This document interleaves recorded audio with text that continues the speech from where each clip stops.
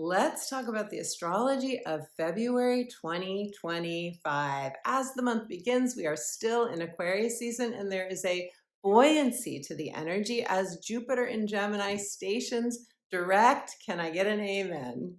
A third of the way through the month, the energy will shift. We may hit some turbulence with a dramatic Leo full moon that is going to square Uranus, the great awakener.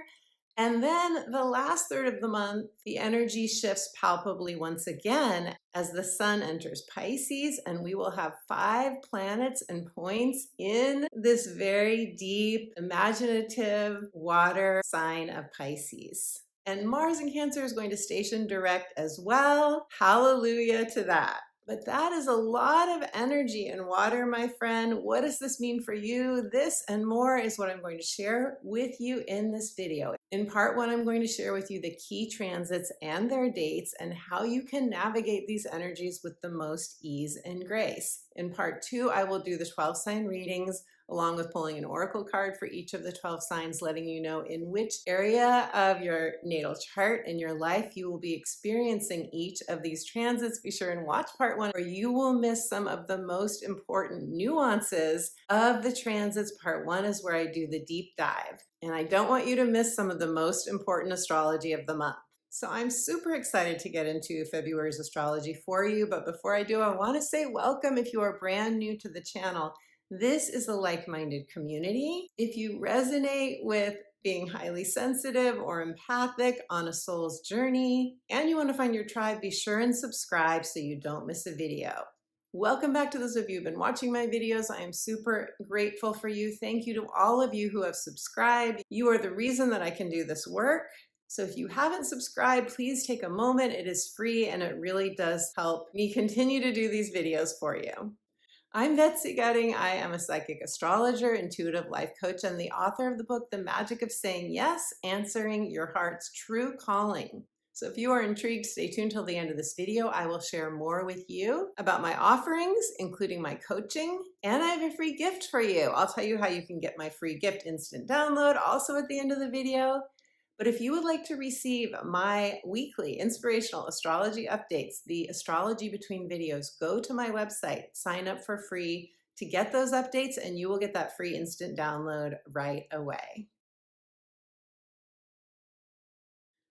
So first, I want to take a moment to zoom out because at the very end of January, we had several astrological events that are flavoring the month of February. We had a powerhouse new moon in Aquarius, which invited us to focus on a future vision. And on the same day of that new moon, we also had the beginning of the Chinese New Year. Happy Lunar New Year to all of you. 2025 is the year of the snake. The snake symbolizes a shedding of the skin, a continual transformation, renewal, rebirth in each and every one of us. Additionally, the snake is known for its resiliency, its creativity, its ability to be cunning and strategic when necessary, and for its keen intelligence and resourcefulness. So these are all qualities that we are invited to embrace as we move into this year of 2025 with so many outer planets changing signs, a year of radical change for some of us. Not only this, but just after the new moon, which was January 29th, on January 30th, Uranus, the great awakener, the planet that can push us into change, stationed direct. So we are bringing our new moon vision, the resourcefulness and resiliency of the snake, and the forward momentum of Uranus direct into February. And big picture, I see February as a month of preparation for eclipse season. In March, we're going to have 2 eclipses. We're also going to experience Venus and Mercury retrograde. So March is going to be a month of moving and shaking for sure. And overall, I see February as a month that we can really put energy into, feeling into, embodying, and claiming the vision that we want to make real, your new reality, my friend, in 2025. Okay, so now that I've laid the foundation for February, Let's look at the transits. We open up the month with two more visionary transits, so you see this theme, and they both involve Neptune and Pisces, which is the planet of the ideal, your heart's desire, and your connection to the divine. Between February 1st and the 3rd, and we will likely feel this for several days, Venus, which is exalted in Pisces, is going to come together with Neptune. This is an off-the-charts, feel-good transit to the point of escaping into bliss. Venus represents what you love and desire on a human level. Neptune represents the highest octave of love of your divine self, your soul. And so I see this transit as our human self merging with our divine self to co-create a heart's desire or dream and do our best to swim in that energy as much as we possibly can so that we can amplify our power to bring it into reality. Now, on a more mundane level, and this isn't so mundane, but on an everyday level, Venus with Neptune together can be like falling madly, passionately in love with someone after one conversation. It is a fabulous transit for doing something very sensual, for having a date night, for getting lost in this earthly playground, the deliciousness of life, whatever that is for you. My only caveat for this energy is that if you do meet somebody or you do have an experience that sends you to the moon, which would be quite lovely, keep in mind that it can be fleeting. We can project our own ideal onto another person quite easily in this energy, but it's really beautiful for manifesting. And not only this, around the same time, Neptune is going to make a conjunction to the North Node of Destiny. The North Node of Destiny is in Pisces now. The South Node is in Virgo. This is where we're going to have the eclipses on this North and South Node axis, wherever you have Pisces and Virgo in your chart. I also have a separate video for you on this transit that I will link to in the description box below. Neptune coming together with the North Node. Neptune is your vision. Neptune is your highest ideal for this area of your life. Coming together with the North Node, that can be a moment of fate or destiny. That can be a moment of feeling like everything is lining up and coming together and falling into place for you. And when we put this together with Venus coming together with Neptune, and then Neptune coming together with the North Node, this is a lot of energy taking us up to the heavens, taking us into that higher octave, that higher vibrational frequency, so that we can become a match vibrationally for what we truly want. And Neptune and the North Node will be within 1 degree of one another for the whole month of February. Grounding the energy could be a bit of a challenge, so we want to be mindful of that. And also, I encourage us, as someone that is highly romantic myself and can easily get swept away, I encourage us, if you don't want to feel that low that we sometimes feel when we're coming down from something, I encourage us to keep our feet firmly on the ground while our heads and our hearts are in the heavens. You could feel this as a desire for oneness with your soul. You could feel this as a desire to romance your own soul, your own spirit, which is something that I talk about in my book, The Magic of Saying Yes. This is also beautiful energy for scripting, for feeling your feelings, and some of you may experience this as a shedding, as a release, as tears possibly. Or you could feel very emotional when you connect with what you truly want in your heart of hearts. And this is a sign, when we do feel all of this emotion, this is a sign, I believe, that an old self is leaving and a new self is ecstatically preparing for something that for some of us, we've been wanting for a very, very long time, perhaps eons even. Because a lot of us have spent this time of Neptune and Pisces, which this has been going on for over a decade now. A lot of us have spent a lot of this time clearing karma. And now we are finally ready to call in the heart's desire that our souls most wanted to experience in this lifetime. On February 3rd, Mercury in Aquarius is going to make a beautiful trine to Jupiter in Gemini. Both Aquarius and Gemini are air signs, and with Jupiter amplifying this energy, I think we may experience new information, communications, lots of back and forth, lots of conversation, and a desire to connect. For sure, a desire to connect. Gemini is the sign of the siblings, soul sisters, soul brothers. So this would be a great transit to connect with friends. Also a great transit to talk with somebody who has your back, somebody that you trust, and share your vision with them. Maybe even ask them if you're looking for new connections, if you're looking for some resources, maybe float it out there to people that you know to see if someone can connect you with what it is that you are wanting to do. What I love about this transit on February 3rd is that on February 4th, Jupiter is going to station direct in Gemini. So when Jupiter stations direct, it is still trining Mercury.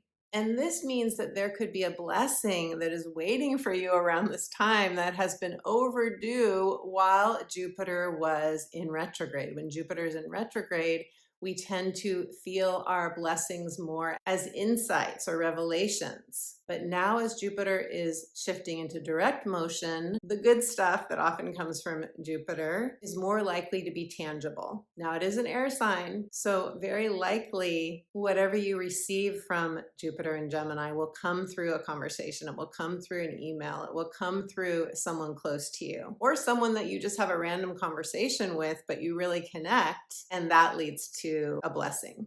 Jupiter and Gemini can also bring you those divine downloads, those magical moments, those synchronicities that change your view of a situation or of your life, that take you to that new vibrational frequency that, again, is a match for your vision. Also on February 4th, Venus is going to leave Pisces and enter fiery Aries. And what I love about this transit is that Aries, being fire, loves the energy of Aquarius and Gemini. And so Jupiter in Gemini and Sun, Mercury, and Pluto in Aquarius, both air, by sign will sextile Aries energy.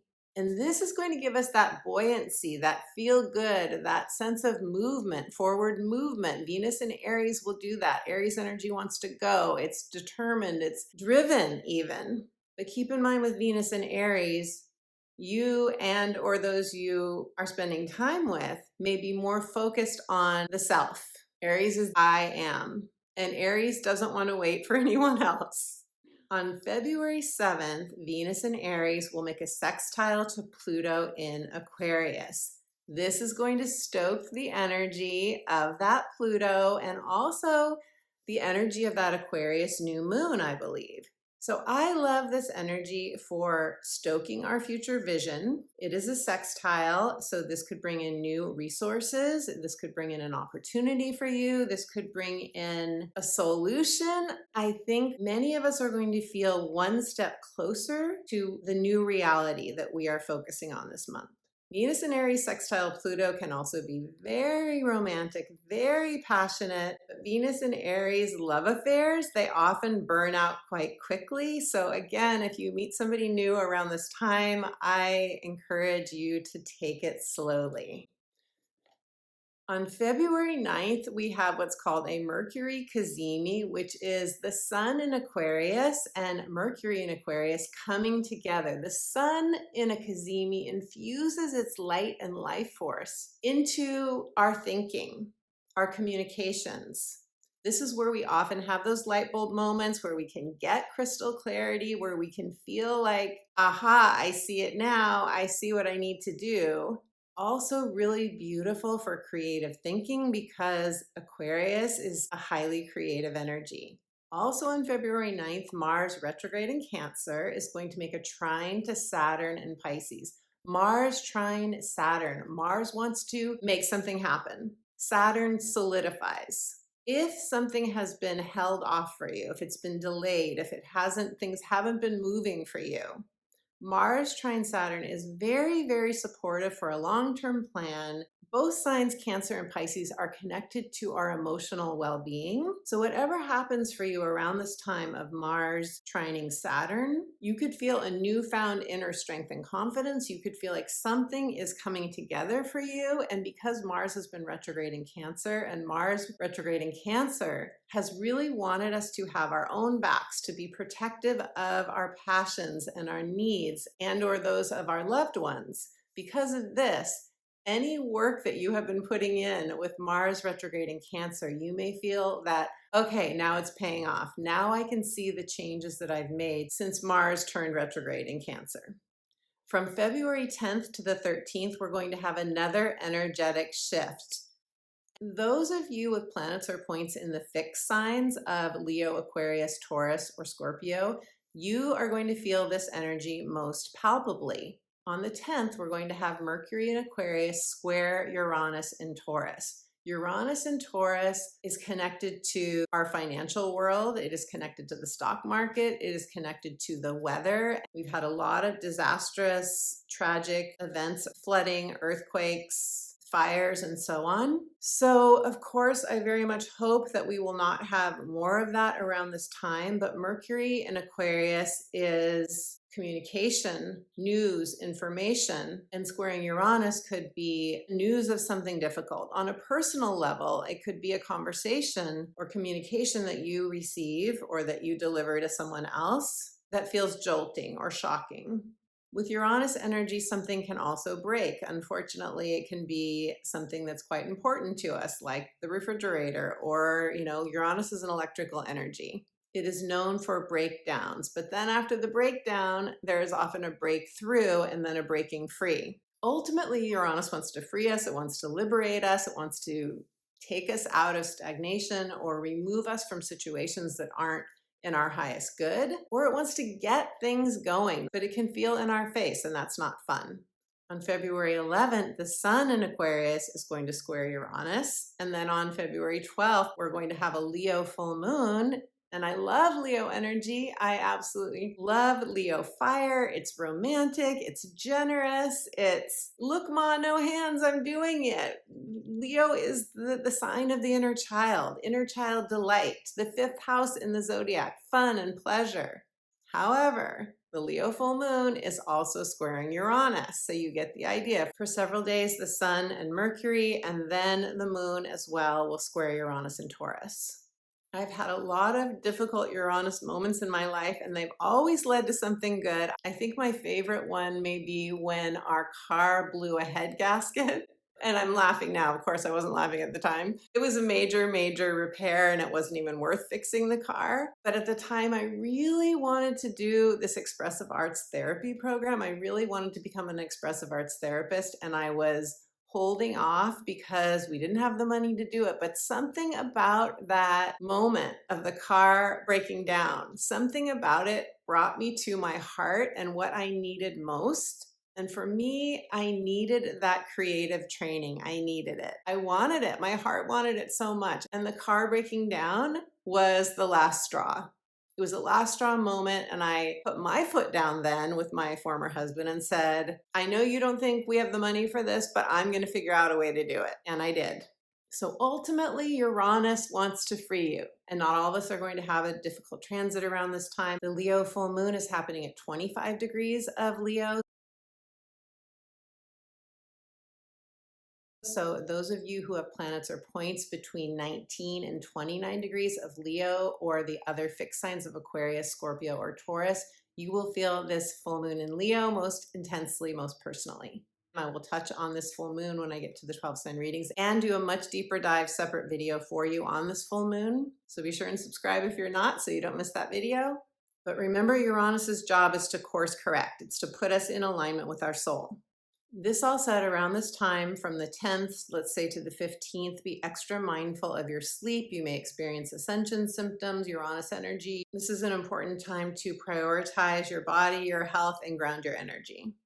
Now, the second half of the month, we have a lot of energy in water. We're going to have 5 planets and points in Pisces, and that includes the sun. The sun is a luminary. It also includes the North Node of Destiny. plus Mars in Cancer. That's 6 total energies in water. We could say that there's a party in Pisces, but I think this is more of a conference. And since it's Pisces energy, this would be a conference involving tarot, astrology, and hot tubbing.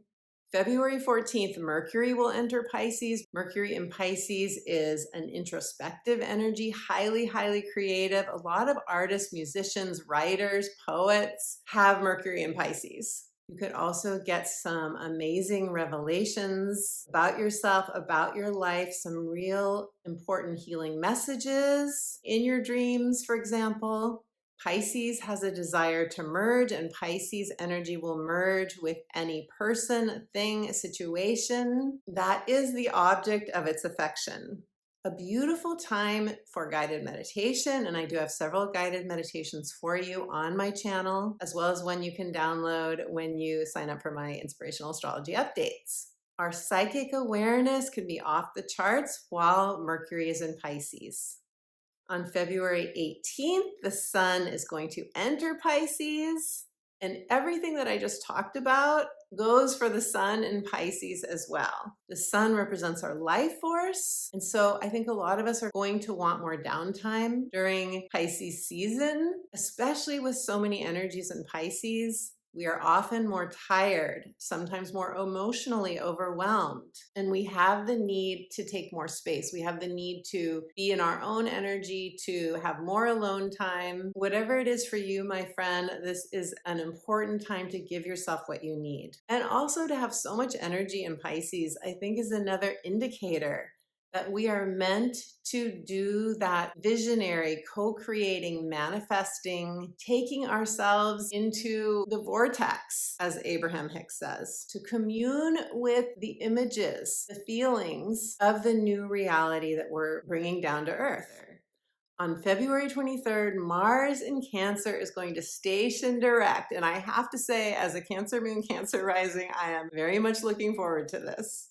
Mars in Cancer, for many of us, has brought about frustration. It has brought about annoyances, situations that we didn't have control over, that we had to adapt to, or hopefully situations in which we spoke up for ourselves, because that's what Mars in Cancer wants us to do. It wants us to advocate. It wants us to express our needs. So hopefully, my friend, whatever happened for you during this Mars in Cancer transit, you were mindful of taking care of you.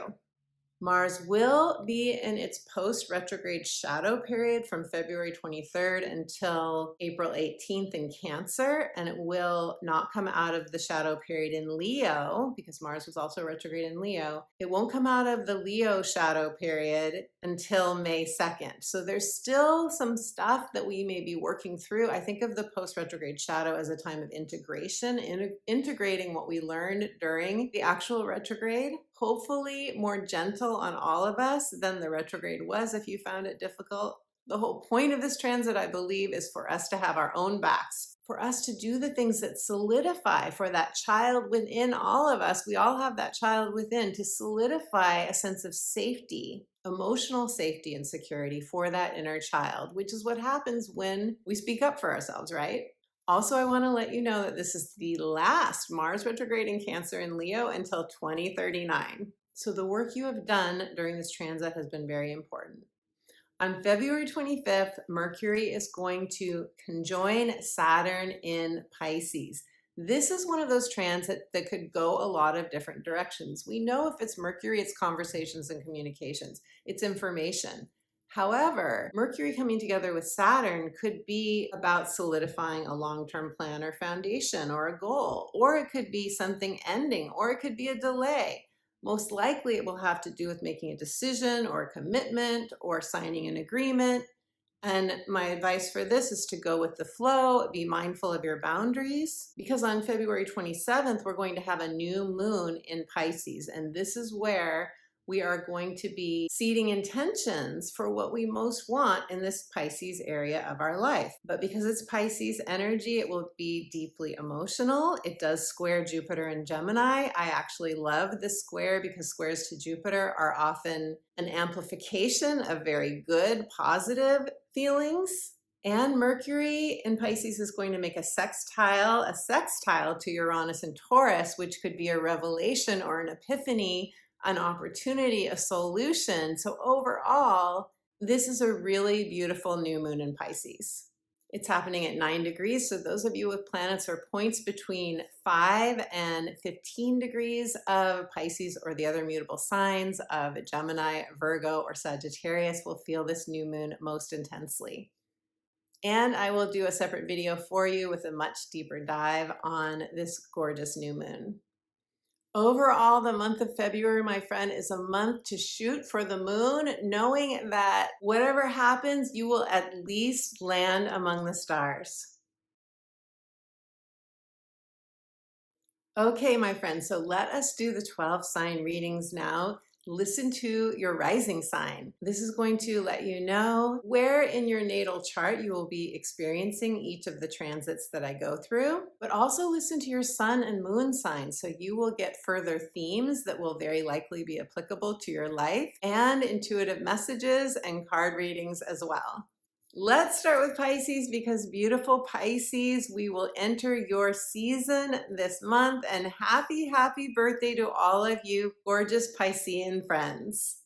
Pisces, the month begins with Venus coming together with Neptune in your sign. This is a gorgeous, gorgeous transit. Pisces, this is a transit to make art. It's a transit to make new friends. It is a transit to make love. No question. This is a just off the charts. This is bliss energy, Pisces. You know this energy. This is you going to another realm. And it's happening for you in your first house of identity. So it's also a very visionary transit. I talk about this much more at length in part 1 of this video. But what I want to say to you right now is this is a beautiful time to work on. Did I say beautiful enough times? This is a potent time to get my thesaurus out. Just kidding. This is a potent time, Pisces, to spend time manifesting. It really is. This is just such a great month for manifesting as I go into, when I go into all the transits in the first part of this video. Not only do we have Venus coming together with Neptune in your first house of identity, roles, and your physical vitality, we also have Neptune coming together with the North Node that is now in your sign. And Pisces, with the North Node in your sign, this means you are going through some sort of remarkable moment this year.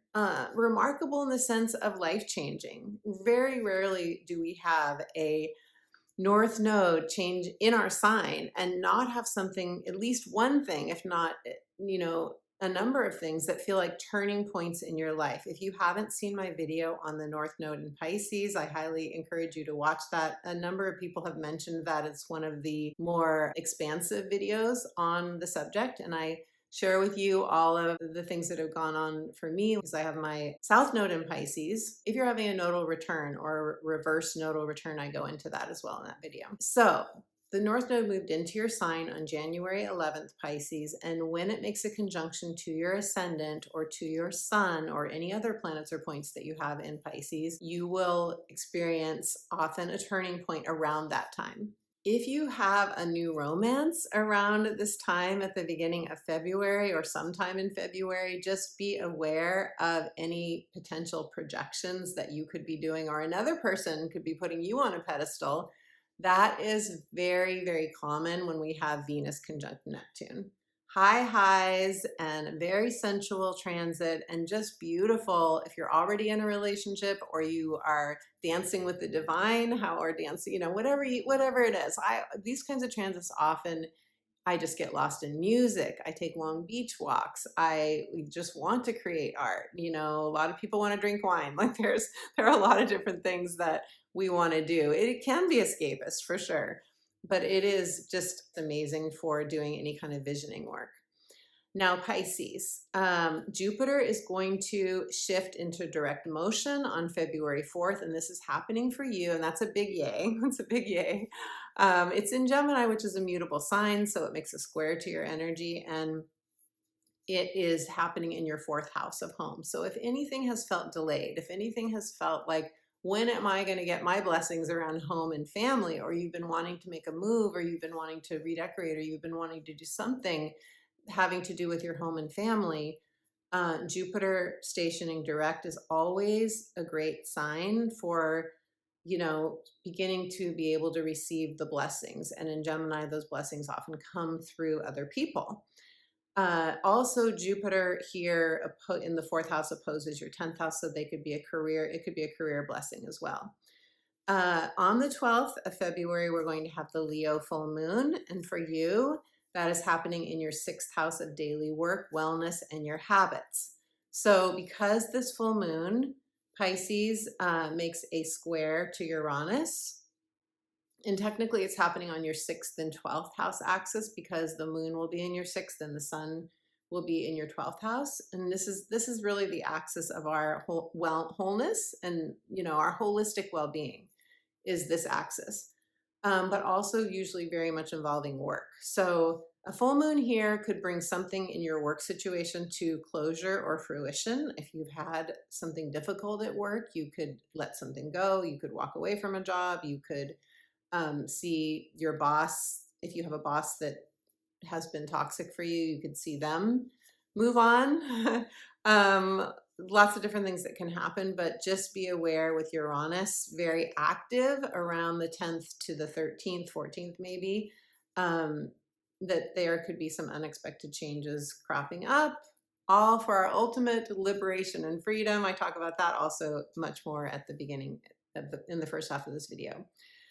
After this, we're going to have on the 23rd, Mars in Cancer is going to station direct. Pisces, I love this so much. And for you, it's great because you get a trine from this energy, and Mars will station direct in your 5th house of creativity, children, love, and romance. So if anything has been stalled out in these areas for you, I think you're also going to be very happy to feel the flow happening more. You know, you and your energy, Cancer energy, is a beautiful vibe together. Mars shifting into direct motion means more tangible blessings coming from Mars being here. And Mars being in your 5th house can give you the momentum and the drive to do some sort of creative project, or to make a romance happen, or something to do with children, your own children or children that you spend time with, if that's the case for you. Pisces, Mercury is going to enter your sign mid-month, and then on the 18th, the sun will enter your sign.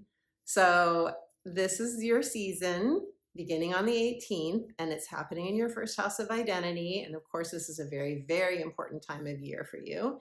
I think you're going to feel some momentum building here as well. When we have Sun Mercury in our 1st house, you could get an epiphany or a revelation about a role that you are already in right now, whether it's professional or personal, or it could be a new identity that's being born for you. If you want a different role, if you want to get a new job, for example, if you're leaving a job, if you're wanting to start a new relationship, whether it's a friendship or, you know, you do have your 7th house of partnerships right across from your 1st house. So this Sun and Mercury here in your 1st house can also affect partnerships. And partnerships I see as any relationship in which we have their back and they have our back. So also really nice momentum for a partnership. Now with Mercury opposing your 7th house energy, you could find that you're working something out with a partner, that there is some sort of process of communication that is going on, or you're meeting new people, or maybe you're doing more networking. Your new moon, Pisces, is going to be on the 27th, and it is going to square Jupiter.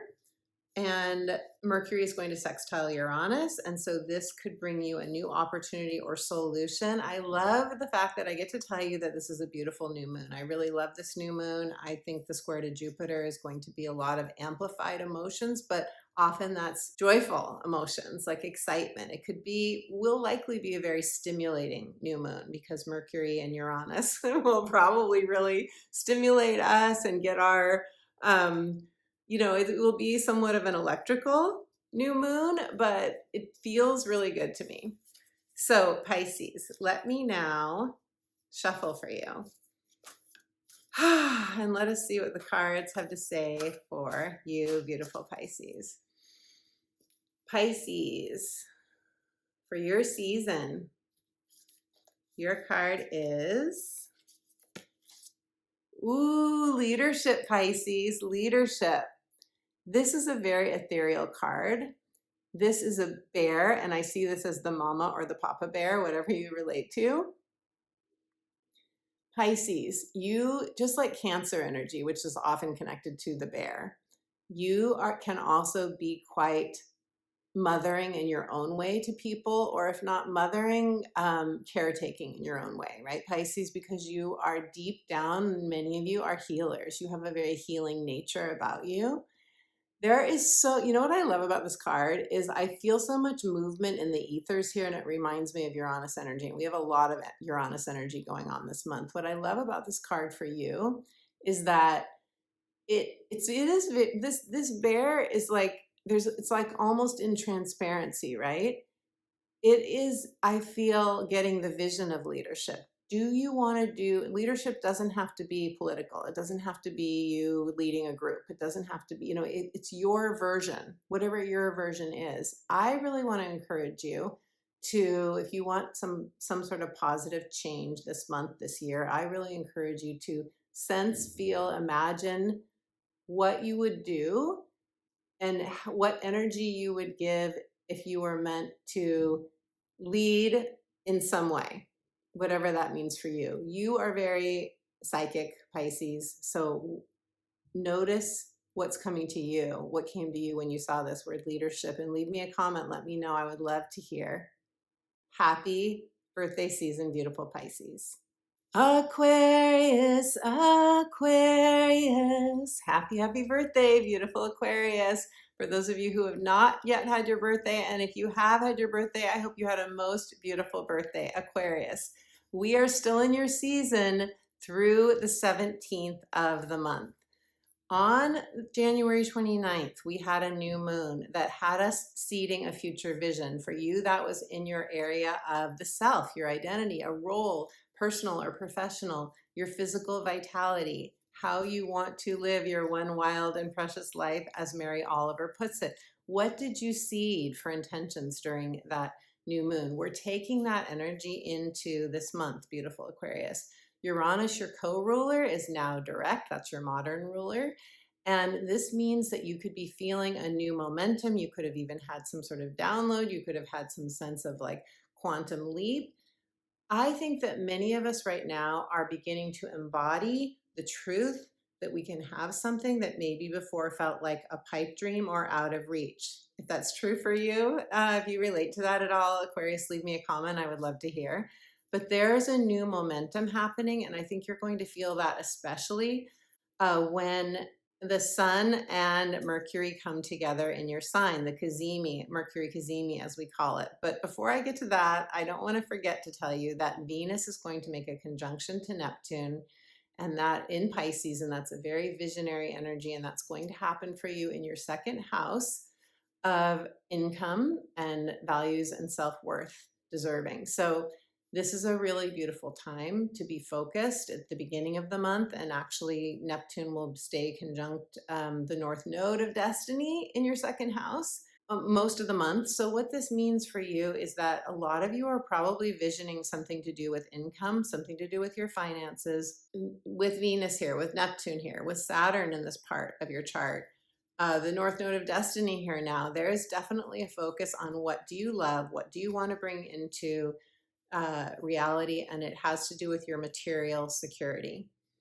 Now, the momentum that I was talking about will be infused even more for you when the Sun in your sign comes together with Mercury, the Cazimi, this month, and that will bring you possibly some sort of revelation, some sort of important communication, some information that brings you clarity, Aquarius.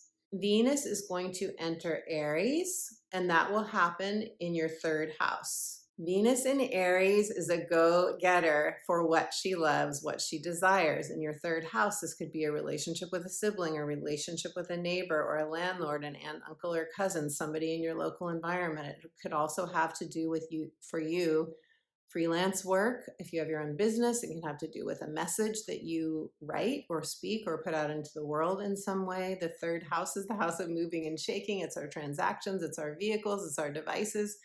So, and it's also where we are more social.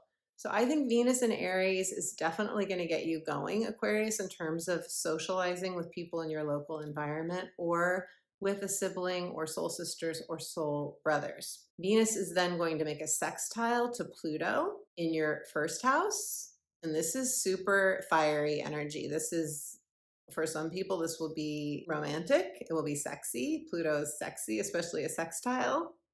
Just remember that Venus in Aries tends to be, not always, but it tends to be the fast burn relationship. So going slow can really give you a sense of someone else's true colors and whether you guys are actually meant for each other. Or you can just have a quick fling if that's what you want. Jupiter is going to turn direct for you in your fifth house of creativity, children, love, and romance. I love this so much for you. Jupiter direct here means the party is on. It is time to get together with friends. It is time to do that creative project, to write that book, to put that song out there, to create that one-person show, or to, get some new clothes if that's what you want. Like whatever is creativity for you right now in your life. But anything that's felt stalled out in these areas of children, creativity, or love and romance, now Jupiter direct, going direct here, can bring you blessings, can bring you something tangible, which often, because it's Gemini energy, often comes in the way of a communication, a connection. But this can bring, or divine downloads. This can get rolling for you now in this house of fun, pleasure, and inner child delight. On the 12th of February, we're going to have the Leo full moon, which I speak about at much more length in the first part of this video, and we'll do a separate video for you on, but it is squaring Uranus, so it will probably be turbulent, especially for those of you who have planets or points in the fixed signs, which of course is you, Aquarius. So this full moon for you is happening in your seventh house of relationships, and I believe that you may get a wake-up call, you may get an epiphany. If you feel at all stuck in a relationship in any way, or you feel like something isn't going well in a relationship, this would be the full moon that very likely will make a course correction for you. Whether it's Uranus puts stuff in our face, so if something is put in your face, you will attend to it, and you will work things out in whatever way you need to. Everyone will be different, right? There may be some people who go through breakups, and I'm not just speaking romantically here. This could be best friends, this could be business relationships, but something is going to come to probably a culmination during this full moon, or it could be a beautiful manifestation. Yes, you could meet somebody during this time. But Uranus energy, again, it is electrical. It's very, very stimulating to the nervous system. And ultimately, a full moon in Leo, which is very romantic energy, a full moon in Leo that makes a square to Uranus is, and for you, this could be something to do with your home and family, because Uranus is transiting your fourth house right now. So this could have to, any course correction could have to do with not just a relationship, romantic or business, but also a family member or something about your home. Something could break in your home.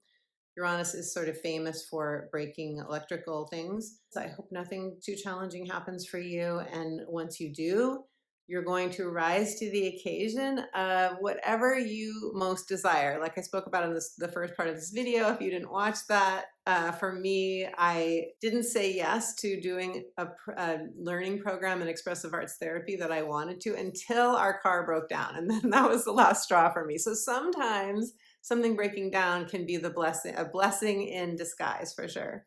Okay, so Aquarius, Pisces season for you is happening in your second house of money. That's also where the new moon is going to happen. So again, that's where the North Node is as well. Again, this is where you are seeding most likely a new vision or setting intentions for income, aligning your life with your values or your sense of deserving. And finally, Mars is going to station direct in Cancer in your 6th house of wellness, your health, your habits, and your daily work. So if anything has felt stalled out in your daily work, if you've wanted to change jobs, if you've been frustrated at work, that would be extremely natural during this transit, because Mars retrograde often brings frustrations, conflicts, anger, where we need to set boundaries, where it's important to stand up for ourselves and meet our own emotional needs, or find people that will help us to meet our emotional needs. And so if you experienced any of that during that Mars retrograde, well, now Mars is stationing direct and things can begin to flow and move forward for you in your 6th house. And if you want to change jobs, once Mars stations direct, yes, it will be in its post-shadow period for a while, but once it stations direct, if you want to make some sort of change in a habit or your work or your health, and you know, Mars retrograde has been great for 6th house people, has been great for attending to something in your health, attending to your physical body. So you may have done that as well. But as far as like signing a new contract to work for somebody or doing anything that will be more life-changing that involves other people, especially once Mars stations direct, that could be a time that you feel finally intuitively like the time is ripe for that. It'll be different for everyone depending on the planets and points and their degrees in your chart, Aquarius. I'm shuffling for you now. Aquarius, let us see what the cards have to say for you. Beautiful Aquarius, your birthday season. Your card is Courage, Aquarius, Courage. You know, this card I think is speaking to this time around the middle of the month, from the 10th to the 13th, when we're going to have all that Uranus energy. Uranus squaring Mercury in your sign, Uranus squaring the sun in your sign, and then Uranus squaring the Leo full moon. And this is saying, Aquarius, you see all of this multicolored energy. To me, that's your creativity. That's your creative brilliance. You have a genius that you can tap into that is off the charts, the cosmic intelligence, the divine. This is saying you have the courage, but it may feel stormy for a bit. You may have a stormy time in the middle of the month, but you will get through it and you will tap into your resources, your inner resources, that much more. And you will build, like I was speaking about the year of the snake at the beginning of this video, you will build the resilience and the resourcefulness, or you will tap into it, what you already have, to the degree that you walk away from this month feeling that much stronger and more confident in yourself, beautiful Aquarius. If you want to claim your courage, claim it in the comments below. I would love to hear. Capricorn. Hello, beautiful Capricorn. Capricorn, you are going to experience this month beginning with Neptune in Pisces coming together with Venus in Pisces, the two planets of love coming together. This is a dreamy, dreamy transit, so beautiful for visioning, and it's happening in your 3rd house. You're also going to have Neptune conjunct the North Node of Destiny, transiting in your 3rd house. And so what does this mean? It means that with the North Node in Pisces in your 3rd house, and the South Node in Virgo in your 9th house, this is the axis of growth and learning. It's the axis of freelance work and putting your message out into the world, teaching, writing, publishing, new horizons, travel, short trips, long trips. That's this axis. It's a time that we often grow exponentially on a spiritual level as well. North Node in the 3rd house focuses on any message that you share with others, website work, writing, your local environment, your networking with people, siblings, aunts, uncles, and cousins, your devices and your vehicles.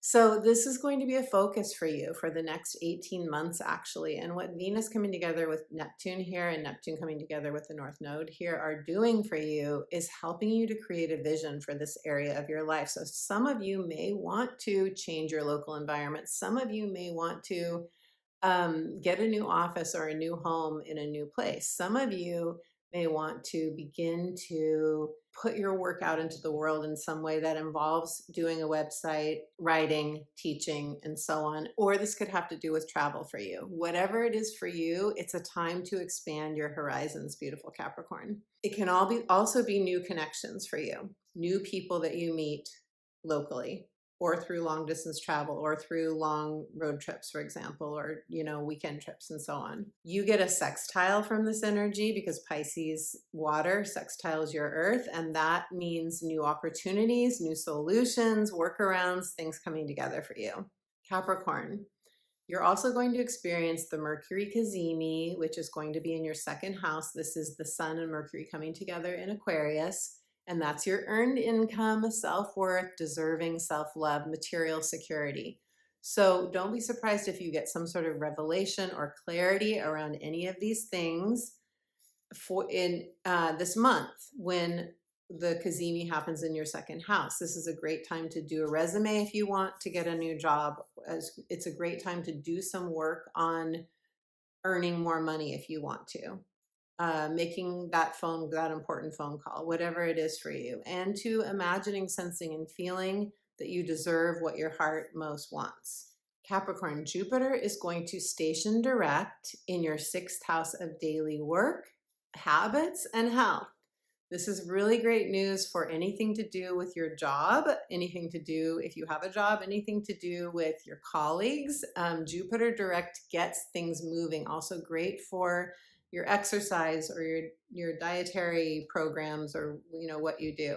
But you may receive some sort of blessing or new connection having to do with work, having to do with health, having to do with your optimal wellness when Jupiter turns direct. All systems go in terms of positivity at work, blessings at work, blessings in your daily life, schedules, flexibility, freedom, anything that you want in your life. This is a great time to go for that.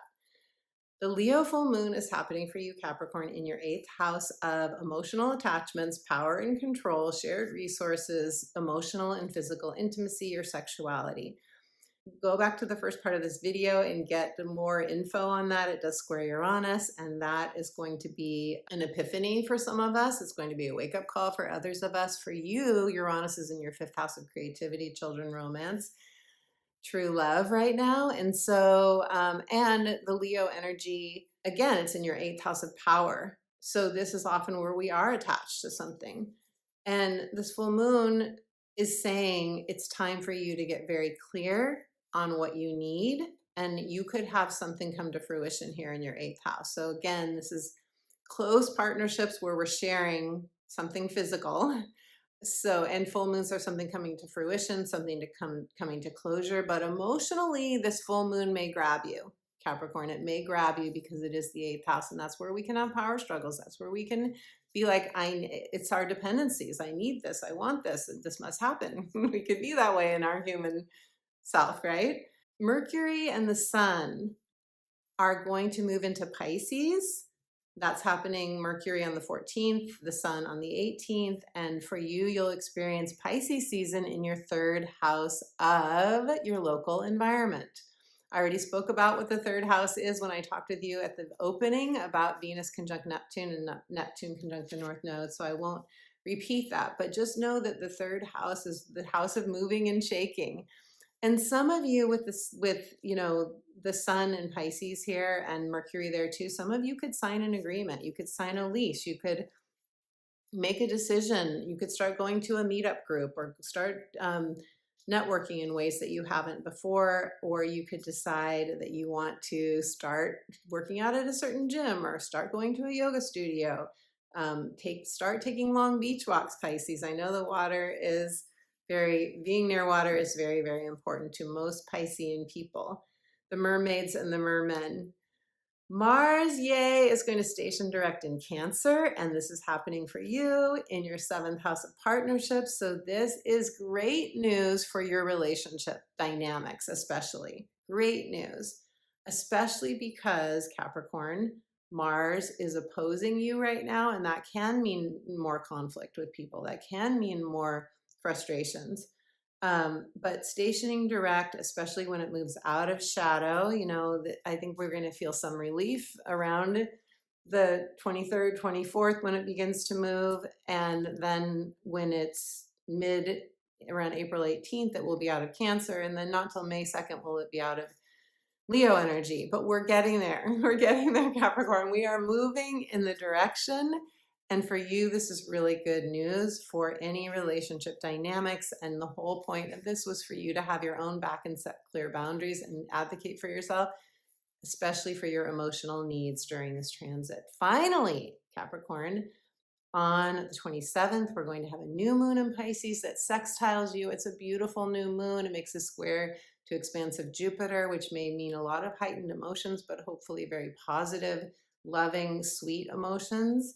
And this is a new moon to make intentions for that third house. Again, the third house coming up once again. So I wouldn't be surprised if some of you are really thinking about, where do I want to be locally? Do I want to start some sort of work where I am putting a message out into the world, writing something that involves a website, something that involves meeting new people? Maybe it's just about being more social. Maybe it's just about you spending more time with people in your local area, but it could also be siblings, aunts, uncles, cousins, people that are close to you that you want to perhaps heal a relationship with, especially if it was a close person like a sibling. Or more time spent with soul sisters and soul brothers. You will set intentions for that new moon, or at least I invite you to, beautiful Capricorn, to take full advantage of it. So I am now shuffling for you, as you can see. And let's pull a card for you, beautiful Capricorn. Capricorn. Oh my gosh, resilient. I would say resilient is the word for this Mars retrograde. Can you relate to that? I can certainly relate to it with all my Cancer energy. Let me know in the comments below, Capricorn, if you can as well. This Mars transit has not been easy. Your card is release. We are like trees, right? We shed just like the snake sheds in this year of the snake. We shed what we no longer need so that we can open up and make room for the new. So this card in all of its autumn glory, beautiful Capricorn, is saying that releasing will really help you. You're getting so much positive energy flow from the Pisces energy this month. I think that's really going to help you to go through any sort of release. You are really receiving, and maybe during the Leo full moon, because it is the 8th house, which can be, it's the house of transformation, death, and rebirth. This could be quite an emotional full moon for you. Release, have a good cry. We release energy through sound, movement, tears, and so on. But I think doing so for you is going to clear your energy so that you can bring into manifestation what you most desire now, beautiful Capricorn. Sagittarius, Sagittarius, beautiful Sagittarius. Sag, beautiful Sag. Venus is going to conjoin Neptune for you, a beautiful romantic and visionary energy where you are seeding a new dream, perhaps the dream of your soul.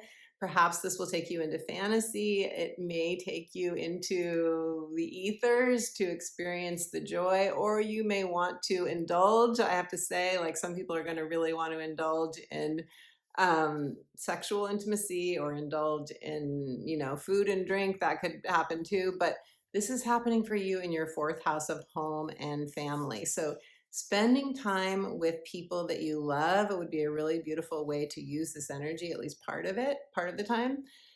This is also the house of our roots and our belonging, childhood, conditioning, inner child healing. So this is going to be a supremely healing transit for everyone. I speak about why at length in part 1 of this video. Go back and watch that if that intrigues you. We're also getting Neptune conjunct the North Node in the 4th house. So this is really important for you, Sag, because it means that for you, your 4th house is where the North Node is going to be for the next 18 months. And I have a separate video for you on that as well. But for the next 18 months, your mission, so to speak, from the North Node of Destiny is to create a sanctuary that you love, a place in which you want to be. So some of you, I wouldn't be surprised if you move during this 18-month transit. I wouldn't be surprised if you want to do something different to your home, if you want to live in a different home, if you want to change the makeup of the people that live in your home. Obviously, it's going to be very different for everyone. Some of you could be in a relationship and you move in together during this time when the North Node is in a house, and it is has to activate your chart in some way, right? The planets or points in your chart get activated. That's when we see turning points happen in our lives. Now, Sag, I love this transit for you. Venus in Aries, Venus moving into Aries. Why? It's fire energy. It's fire to your fire. It's also in your 5th house of love, romance, creativity, and children. So beware with Venus transiting in your 5th house, Sag. Beware of the fast burn relationship. Again, some people like that. Some people don't care. Me, I have a lot of Cancer energy, so I'm like, no, I don't. I want something lasting. That's me. But we're all different. Really great transit with Venus in Aries for fun and so on. But Venus is going to turn retrograde in March, beginning of March. So that's also something to be mindful of. Venus is slowing down almost as soon as she goes into Aries. Well, she's slowing down before that when she's in Pisces, actually. So that does shift the vibe of Venus in Aries, but it's still really nice for love, romance, children, and creativity, as long as you're aware that she is going to go retrograde and that you're going to be reviewing anything that happens between now and when she turns retrograde in these areas of your life. Sag, Jupiter is turning direct in Gemini. What I love about you, Sag, is you inspire me. You inspire me to do these little silly songs that you just do. Your energy does. So Jupiter direct in Gemini is so lovely for you because it's happening in your 7th house of partnerships, relationships in which you have the other person's back, they have your back. So it can be business, it can be personal, it can be friendships, it can be lovers, it can be spouses, all of it. This is forward momentum for you in your relationships. And it means that you can now begin to receive, hopefully, a tangible blessing of Jupiter in Gemini, which means really positive dynamics in any of your 7th house partnerships, which, again, I said is all different relationships that are, they're basically the relationships that are important to you in your life right now. Sag, we're going to have a Leo full moon, which also trines your energy. I think you're going to love this month. It's happening on the 12th, and it will be turbulent for some because of the square to Uranus, but it is going to trine your energy. So some of you may want to break free from a habit, break out of a work environment, or change something up in your exercise or diet, because after all, the 6th house is the house, and now there's a dog barking in the background. Some of you may want to change something up in your work environment in some way, or in your physical health, your body, and so on. Vitality. Pisces season is going to happen for you, Sag, in your 4th house of home and family. That's same. I already talked about the North Node being here. The Sun and Mercury will move here too mid-month, and then on the 18th, the Sun will be here. And so basically half of the month for you is going to be a lot of focus on your 4th house. And if it's not your actual home and family for you, you may experience it in your own sense of home within you, your inner sanctuary, your inner child. A great time to do inner child healing work, because we are going to have so much energy in Pisces that it really is going to help us to do any sort of emotional tending to ourselves during this time, or tending to your home. Don't be surprised, Pisces, if you don't want to leave your house very much during this time when we have so much in Pisces, or if you want more sleep. I think a lot of us are going to want more sleep, but the 4th house is it's the bottom of our chart. It's very personal. It's very foundational for our inner well-being. So it is, after all, the house of roots and belonging. So, and where we want emotional stability and security. So you may find that it's a very quiet second half of the month for you, but really beautiful for creating a vision board, doing scripting, doing more communing with the divine. Again, like I speak about in part one, this is very much, the energies of this month are so supportive of visioning, of getting into the vortex, of creating that new reality on on the ethereal plane so we can make it real here on Earth. And finally, Sag, Mars is going to station direct in Cancer on the 23rd, and that is going to happen for you in your 8th house of emotional attachments, money from others, shared resources, the house of power and control, death and rebirth and transformation. So a Mars transit in the 8th house is a transformational transit, no question. Leave me a comment if you want to share if that's been true for you. But with it going direct, and yes, it will have to leave shadow before it's completely, not in our energy anymore, but it going direct, I think this can be a positive change in your own inner transformation, a positive change to do with a relationship in which you do share resources, or a relationship where you have emotional and or sexual intimacy. It is a good thing. Mars stationing direct, says the woman with so much Cancer energy in her chart. Sag, let me now pull a card for you, and we'll see what the cards have to say. For beautiful Sagittarius. Sag, you're getting my singing today. Your card is, ooh, purification. I am not surprised, because to me, purification is that Pisces Virgo axis, and this is happening for you. All this Pisces energy is your 4th house of home and family, and that deep place of your inner self. The sunflower coming out into the light as more of the sunflower that you are. And Sag, I also want to say that with Pisces season in your 4th house, you could have changes in career too. You could definitely have changes there too, because that's where the South Node is in Virgo for you.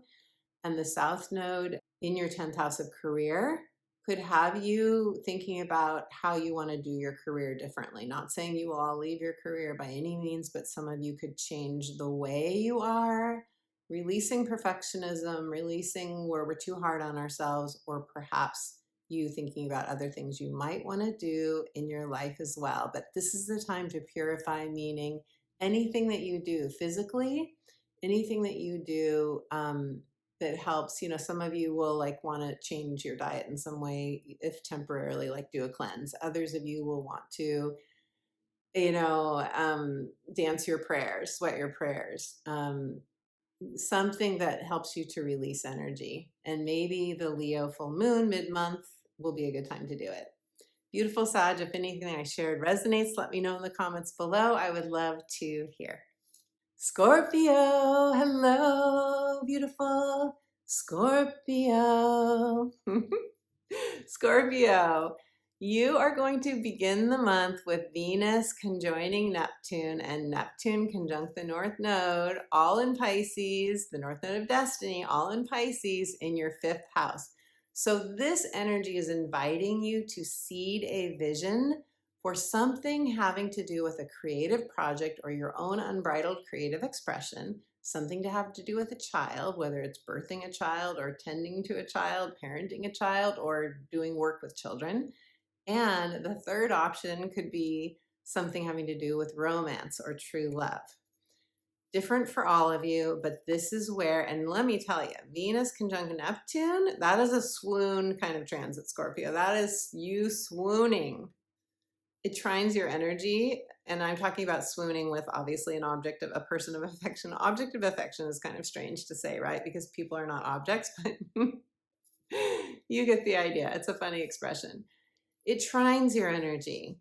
And the North Node is transiting here. So with the North Node transiting here, that means that this is the focus of your life for the next 18 months in terms of what do you want to do with your one wild and precious life, which is one of my favorite quotes that I love to share with all of you because I think it's so perfect. And especially 5th house, where we are meant to get a little wild. We're meant to throw off the shackles. We're meant to say yes to our inner child. It is the house of inner child delight, after all. Very, very creative placement where we're meant to have fun and experience the pleasures of this earthly playground, Scorpio. Now, Jupiter is finally stationing direct in Gemini in your 8th house of power, your 8th house of transformation, death and rebirth, emotional and sexual intimacy, shared resources with others. It's a financial and partnership house. It's also the house of assets and taxes and loans and so forth. So Jupiter going direct here is like a full steam ahead to receive some sort of blessing. Jupiter in the 8th house can bring inheritances. It can bring unexpected money. It can bring business partnerships that bring you a lot of abundance. It can bring, wealth from some sort of a partner, like a marriage partner or any kind of partner. So that's really good news for you, Scorpio. And then you're going to have your Mercury Cazimi, the Sun and Mercury in Aquarius coming together. That's happening for you in your 4th house. And this is where you can expect to receive some sort of revelation, epiphany, or clarity on something to do with your home, family, childhood conditioning, or your inner child healing. So some of you may realize, I want to move. Some of you may realize that I actually love where I am. I don't want to move, but when I thought maybe I did. Some of you could have a revelation about a parent in your life, or a parent in your life. A parent. Of course, a parent is in your life. Well, I mean, they can be on the other side too. Okay, I'm digging a little bit of a hole for myself here, Scorpio. You get the idea. Something to do with family. Or, healing in some way, this Cazimi. You could feel quite fired up in any 4th house matter during this month. The Leo full moon for you, Scorpio, is happening in your 10th house of career. It is squaring Uranus. It will potentially bring some sort of shock or surprise or unexpected event. We can never, ever predict what Uranus is going to do, except that we know that Uranus in Taurus does rule the weather, and it rules the land and the earth, and it rules money. It rules the financial systems and the stock market. So we do know that. However, because it's happening in your 10th house of career, you could experience some sort of ending, culmination, or fulfillment or manifestation in career and or your 4th house of home. Or this could have to do with a relationship that's a 7th house relationship, business or personal, close relationship, one in which you have their back, they have your back. I will do a separate video for everyone on the Leo full moon and do a much deeper dive for each of the signs in that video. A lot to share with you with these February transits. So we'll move on to Pisces season, which is going to happen for you in your 5th house. This is a trine to your energy. I spoke about this already when I talked about Neptune and Venus coming together here for you. It's just very, very lovely. Scorpio, have fun. Have fun. That's what I want to tell you. Have fun this month. Do indulge in romance. If it's not romance, if you like that kind of thing. And I don't just mean like, the traditional romantic things like Valentine's Day stuff. I mean like, flowers in your home, candlelight, like the things that feel romantic to you, walks on the beach, whatever it is for you, whatever raises your vibration, whether you have a partner or not, whether you have someone to do it with or not. And this can be having fun with children. This can be, writing or reading a novel that really pulls you in. My advice for you for Pisces season is rest, play, repeat. Rest, play, repeat. We're also getting a new moon here on the 27th of this month, and it trines you like the other Pisces transits trine you. Lots of really beautiful energy flow for you. Stay in the flow, enjoy. Trines are the wind at our back. They are the water flowing us down the river. We are getting what we need, and it tends to just sort of happen without too much effort on our part. It could bring a new romantic partner into your life, or a business partner in your life, or something that just feels very juicy and delicious, because this is 5th house energy after all, and this is the house of inner child delight. And it's also the house of where we're meant to just relax and have fun and play and, experience the pleasures of this earthly life. Rest, play, repeat. I'm laughing at myself there, Scorpio. Okay, Scorpio. Mars is turning direct for you in Cancer in your 9th house of adventures, new horizons, long distance travel, publishing, teaching. basically this is the house of expansion, spiritual expansion. And so with Mars turning direct here, you could feel like you could have been contemplating, do I want to take some sort of a course? Or you could have been contemplating, Scorpio, leaving behind an educational program that you're involved in, or even if you're teaching or something that you're doing in the area of spirituality or growth, you could have been reflecting on that during this transit. And now with it going direct, you could say, okay, now I know I want to take this trip to India. Now I know I want to move to Zimbabwe. Now I know that I thought I was going to move to Israel, but I'm not. Like, you get the idea. But also, like, if you've been wanting to publish something or put together a course or take a course or get a degree, you could feel like, okay, now I finally have clarity and I know what I want. This is going to be relief from frustrations, at least. I think as we get into March and April, as we still may be going back over some of these lessons that we've learned with Mars retrograde. But the good news is that during the post shadow period, but the good news is that it's going to be an integration. And I think that most of us have done the work of advocating for ourselves and speaking up for ourselves and having our own backs that this transit wanted us to do, fortifying our inner strength. Scorpio. Okay, so now I've been shuffling for you. I'm getting sillier and sillier as I go, Scorpio. Now I'm going to pull a card for you, beautiful Scorpio. Your card is, have you felt at a standstill, Scorpio? If you have, this is going to change. This is going to change. You know why? A number of reasons, but especially with this Leo full moon, Scorpio, in your 10th house of career and getting the square to Uranus, this Leo full moon, it's going to square your energy, and squares break us out of standstills.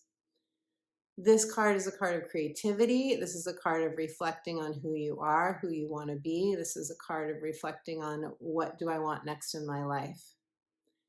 And here's all your water, Scorpio. And here's the beauty of you and your creativity. And you're ready to fly, I feel. But if you felt at a standstill, it's because Mars has been, retrograde. And Jupiter's been retrograde, and now it's time for you perhaps to make a decision to break free in some way. It could be breaking free in career, it could be breaking free at home, it could be breaking free in an important relationship. Something has to give for some of you to break you out of this standstill. If this resonates for you or anything I shared, and you are ready to claim your freedom, Scorpio, your liberation, your clarity, perhaps, let me know in the comments below. I would love to hear. Libra, hello, beautiful Libra. Libra, you are going to begin your month with Venus conjunct Neptune and Neptune conjunct the North Node in your 6th house of health, work, and habits, optimal health, your daily schedules, routines, your lifestyle. With the North Node here in your 6th house for the next 18 months, you are being charged, Libra. You are being invited, sparked, I hope, with new inspiration around what do I want my daily life to look and feel like? What do I want my work to look and feel like? How do I want to experience this one wild and precious life? That's what this question, that's what this transit, these multiple transits happening this month for you. You can't escape this, Libra, right? When we have Venus conjunct Neptune, the highest octave of love and our human love together. Neptune saying, what's your vision? What's your ideal for your destiny in the 6th house area? We can't escape this call. It may feel like a calling to you. It may feel like a calling, but it could also be you meet somebody that feels fated or destined, and it could happen at work for you, or it could happen in any routine that you have in your daily life. Now, the Mercury Cazimi, which is the Sun and Mercury coming together in Aquarius, is happening for you in your 5th house of love, romance, children, and creative pursuits, fun and pleasure, inner child delight. So some of you will get some sort of clarity. You will have a communication from somebody. You will have some sort of light bulb moment that brings you up to date with your soul and your soul's intentions around any of these areas. So, some of you are going to get an aha moment around romance. Some of you are going to realize that you do want to pursue something creatively. Others of you are going to perhaps have a conversation with somebody that you care about. This could have to do with parenting as well, that positively moves you forward, that puts the wind in your sails and feels like potentially a turning point for you in these fifth house matters. Libra, and that trines your energy. So that's beautiful flow for you.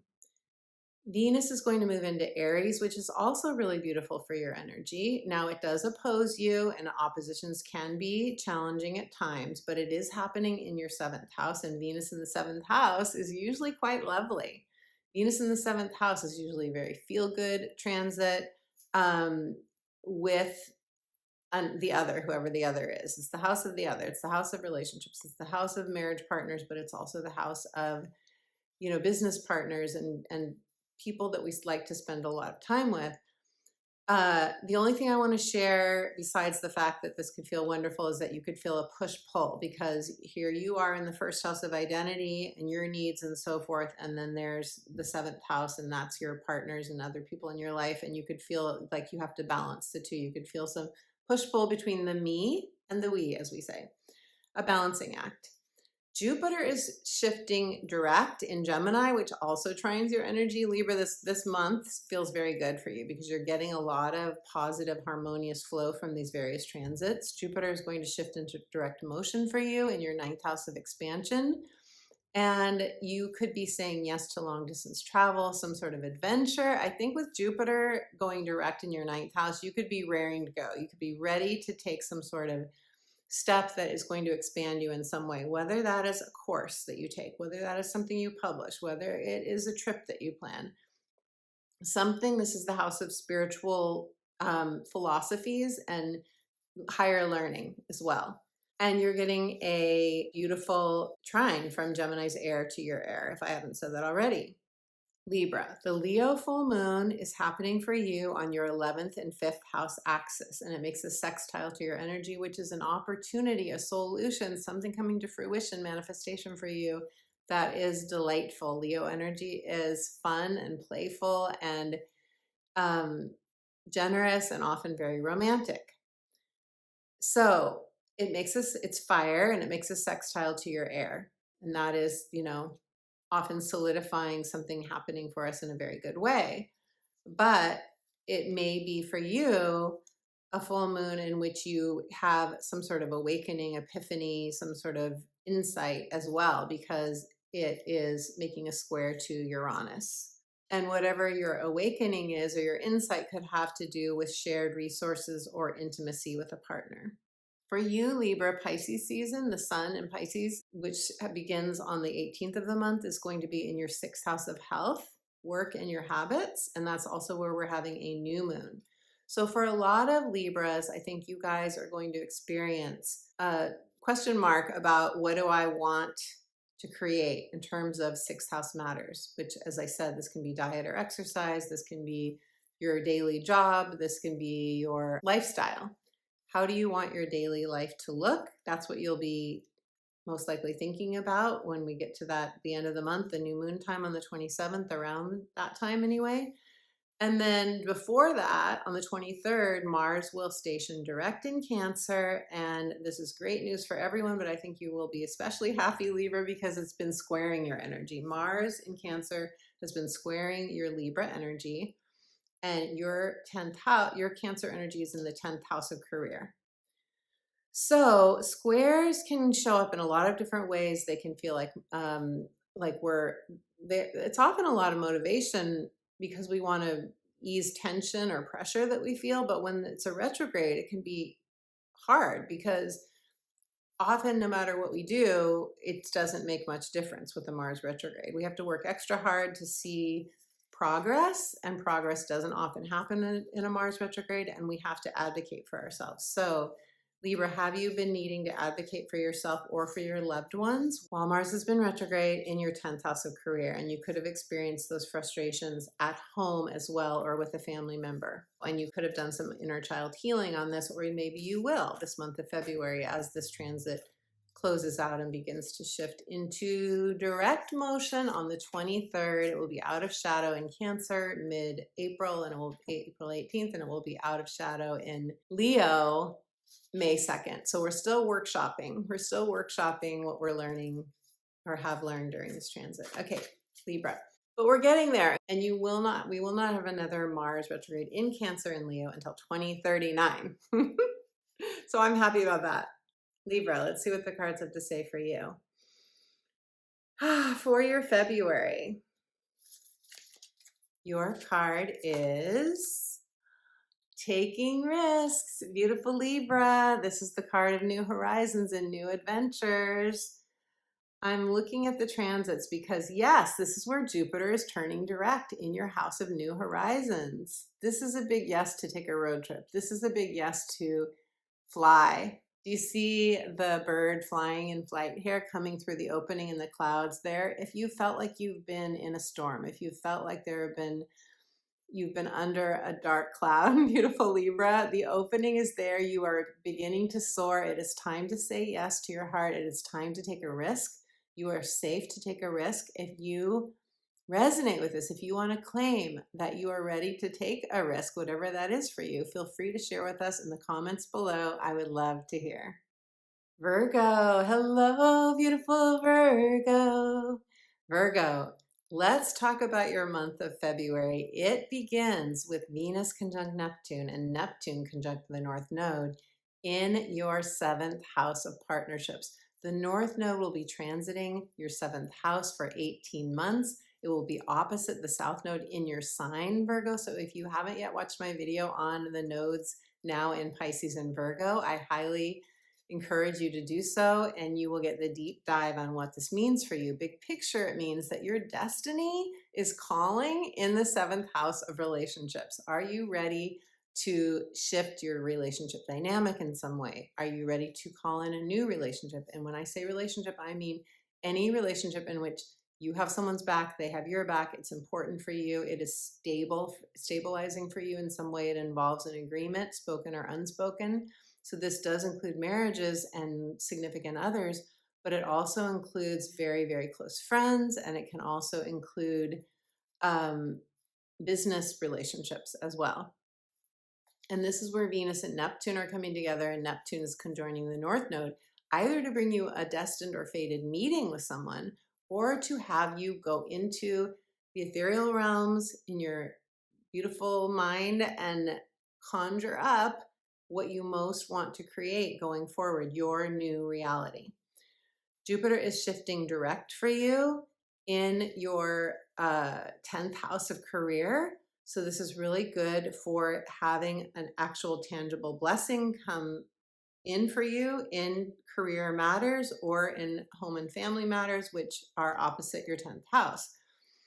Also with Jupiter here, that blessing or something tangible that feels like a goodie for you, Virgo. Are you ready for a goodie? A goodie, a treat. This could come in the way of a relationship, a communication, a connection from another, because it's Gemini, which is all about people that we trust, soul sisters, soul brothers, siblings too, aunts, uncles, cousins, neighbors, landlords, people in your local environment. It could come through any of those people as well.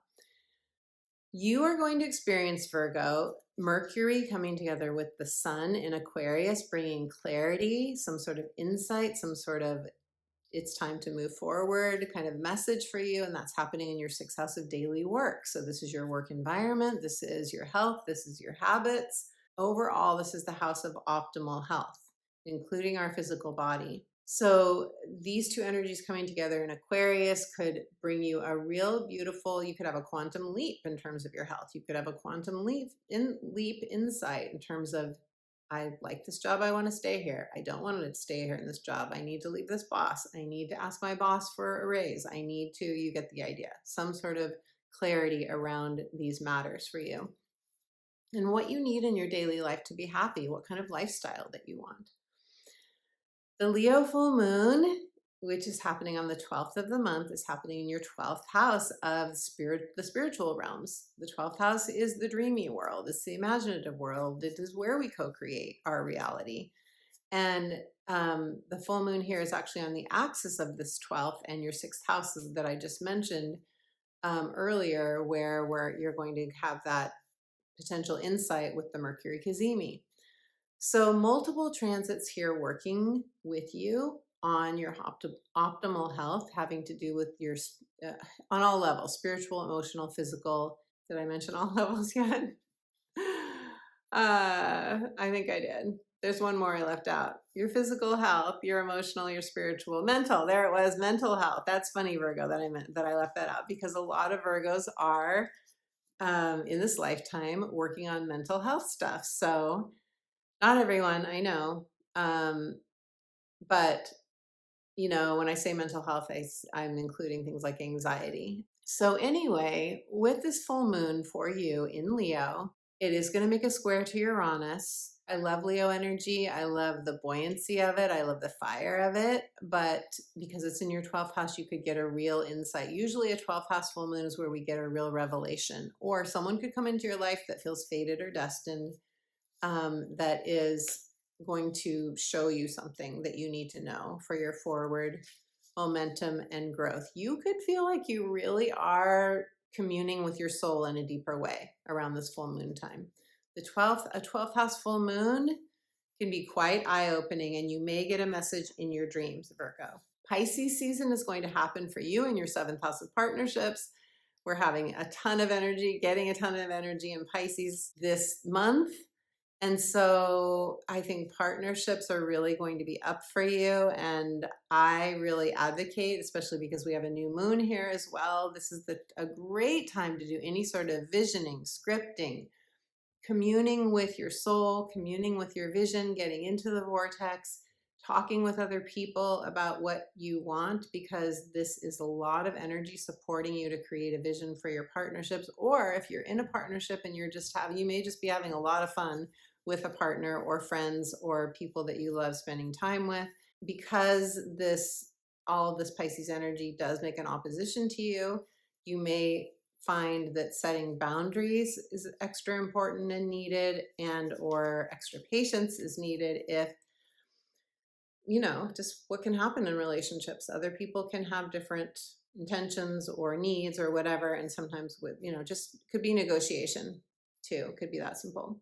Mars is shifting into direct motion in the sign of Cancer in your 11th house. The 11th house is friendships and hopes, wishes, dreams, financial gains. The 11th house is the world. I say go with the flow with this. I think it's going to increase the flow. Mars direct is music to our ears. It's music to, I think, everyone's ears. And Virgo, it makes a sextile to your energy.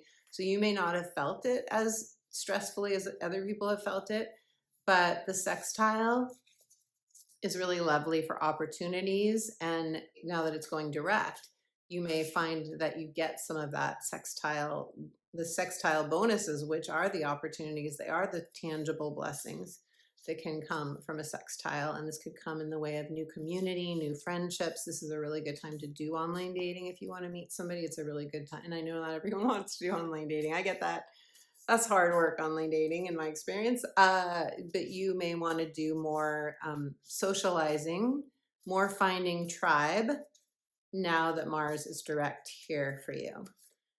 Virgo, let me pull a card for you now. What do the cards want to say for your February? Your card is purity. This is so interesting. We've gotten purification with another sign and now purity. I am not surprised, given that there's so much energy in Pisces, and it's Pisces and your axis, Pisces Virgo axis, beautiful Virgo, where we often do this purification. When I look at this animal, which I believe is a fox, I see intuitive psychic ability. I see the green eye and the blue eye. I see the ability to shape shift. I see the ability to fiercely advocate for yourself, to be cunning like the snake, the year of the snake, to really claim your gifts. Claim your gifts.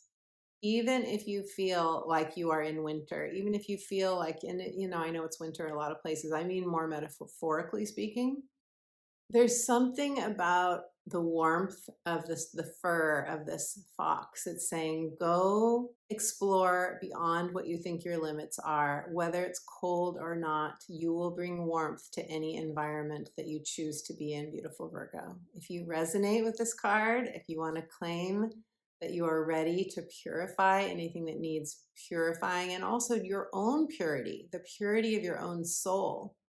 If you would like to claim your purity, the pure love being that you are, beautiful Virgo, let me know in the comments below. We would all love to hear. Leo, hello, beautiful Leo. Leo, this is a big month for you because it is your full moon, but I'm going to share that with you in a moment. So let's begin the month with Venus conjuncting Neptune, happening in your 8th house of power, control, emotional attachments, sexual and emotional intimacy, the house of getting all the good stuff that we want. It's a financial house. It's a partnership house. It's a house in which we are, building assets. It's the house of real estate. There's a lot going on in this house, and it can be quite a romantic house. And this is where you are seeding a vision. So it could be seeding a vision for wealth, whatever wealth means to you. It could be seeding a vision for a romantic relationship. It could be seeding a vision for building a retirement fund. You get the idea. With Venus conjunct Neptune, and Neptune, the highest octave of love and the ideal in our vision, also conjoining the North Node, this is a lot of energy for you, very romantic energy too, for you on this axis of your 2nd and 8th house. But because the North Node is in your 8th house, that means that this is what you are really working with in terms of your destiny this year. You could have a moment of fate and destiny, and that is a moment of meeting somebody around this time. Venus is going into Aries for you, Leo, and that is a trine to your energy, and that's happening in your 9th house of long distance travel, higher learning, new adventures, publishing, and teaching. This is the house of expansion.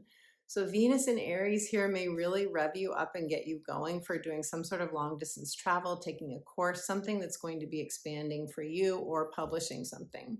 Jupiter is going to go direct in Gemini in your 11th house of friendships. This is the house of the world. It's our hopes, wishes, and dreams. It's long-term financial gains. It is really good news, Jupiter direct, for feeling more supported, feeling its social media platforms too. So if you have an audience, if you have followers, if you just your friendships, your community, just feeling supported, however that happens for you, beautiful Leo, this is really great news. And Jupiter here in your 11th house, having been in retrograde motion, could have felt to you like things weren't flowing that much. Or maybe you've been doing online dating and you haven't gotten much response. Or maybe, just things have been at a slowdown or standstill for you. Now the energy is moving. We're going to have a Mercury Cazimi, and that's happening for you. And that's Aquarius, Sun, Mercury together. And that's happening for you in your 7th house of the partner, whatever a partner is for you. It can be close friends. It can be a marriage partner. It can be a spouse, because that's the same thing as a marriage partner. It can be, a lover. It can be a business relationship. But this is where you may get some sort of clarity, some sort of light bulb aha moment. And then the full moon, Leo, in your sign, happening on the 12th of the month, happening in your 1st house of identity, your roles, your vitality, your physical, get up and go.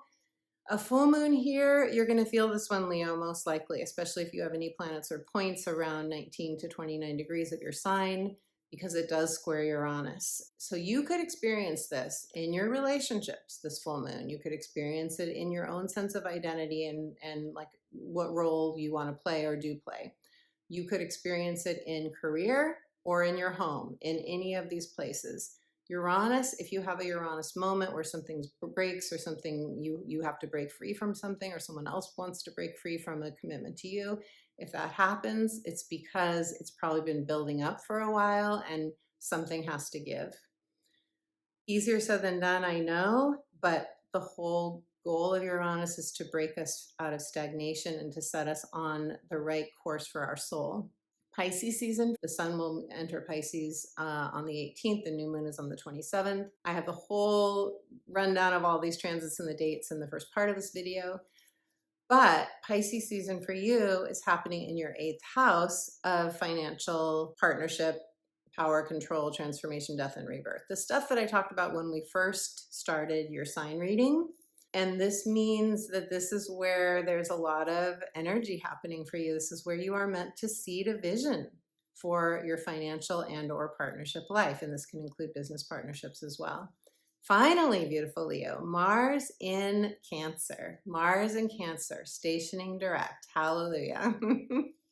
Why? Because Mars is our drive. It's our get up and go, even if you have no planets or points in Cancer. Regardless, most of us are going to feel more alive, more energized, more like things are more in flow for us. And for you, you've had Mars transiting your 12th house, and Mars transiting the 12th house, retrograde especially, is not an easy transit in my experience, because we often have dark dreams. We often have, we can have karmic people come out of the woodwork, doing things that feel deceptive or dark in some way. It can be very emotional, actually.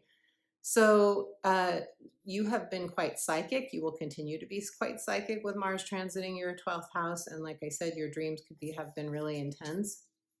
But slowly but surely, Mars will leave your 12th house. And it can also bring up a lot of fear, Mars transiting the 12th house.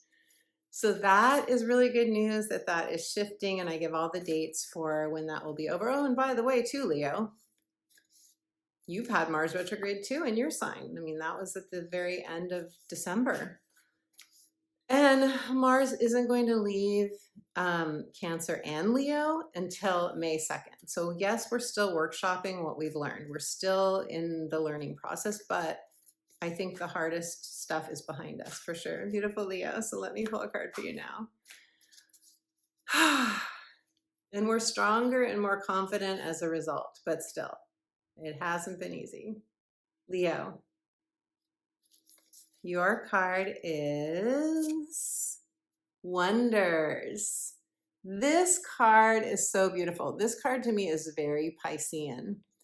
This is saying tap into the wonders of life. It's also the physical body because of the crystal, and it's connected to our health. It's connected to our ability to transcend this reality, which is very Pisces energy. It's connected to our ability to come into our full vitality. That's this feels like kind of like an electrical current right here, right? That's how I see it. So tap into the wonders of life. Journal about what's wondrous to you. This is a card of transcendence. This is a card of meeting your higher self on the ethereal planes. And this makes sense with Mars and Cancer in your 12th house. That's the ethereal plane. So beautiful Leo, if you want to claim that you are a wonder, you are a blessing to the planet, let us know in the comments below. I would love to hear. Cancer. Hello, beautiful Cancer. Beautiful Cancer. I have my moon and rising in Cancer, and isn't it a great thing that Mars is stationing direct? Finally, after it's been retrograde in our sign, that has not been easy, Cancer. Venus and Neptune are coming together, conjoining. These are planets of what is your highest vision. This meeting up of Venus with Neptune is taking us into the highest octave of love to connect with our soul so that we know very clearly, and so that we can amplify the energy of our heart's desire, what we want to manifest. And Neptune coming together with the North Node in Pisces, same thing. Fated and destined meetings can happen, events can happen during this month because of these energies. This is a moment of visioning and asking you, because it's your 9th house, it's asking you, how do you want to expand? What would expand you? What is your next adventure? Do you want to do long distance travel? What would feel most enlivening to you. This is the house of new scenery, teaching, publishing, speaking. This is the house of learning and growth and sharing with others, or having others sharing with you, or starting some sort of educational program, whether it is like a metaphysical certification program, learning astrology, for example, or whether it is you getting, a more traditional degree. Pisces trines your energy, Cancer, and that is really beautiful for you. Venus is entering Aries in your 10th house of career.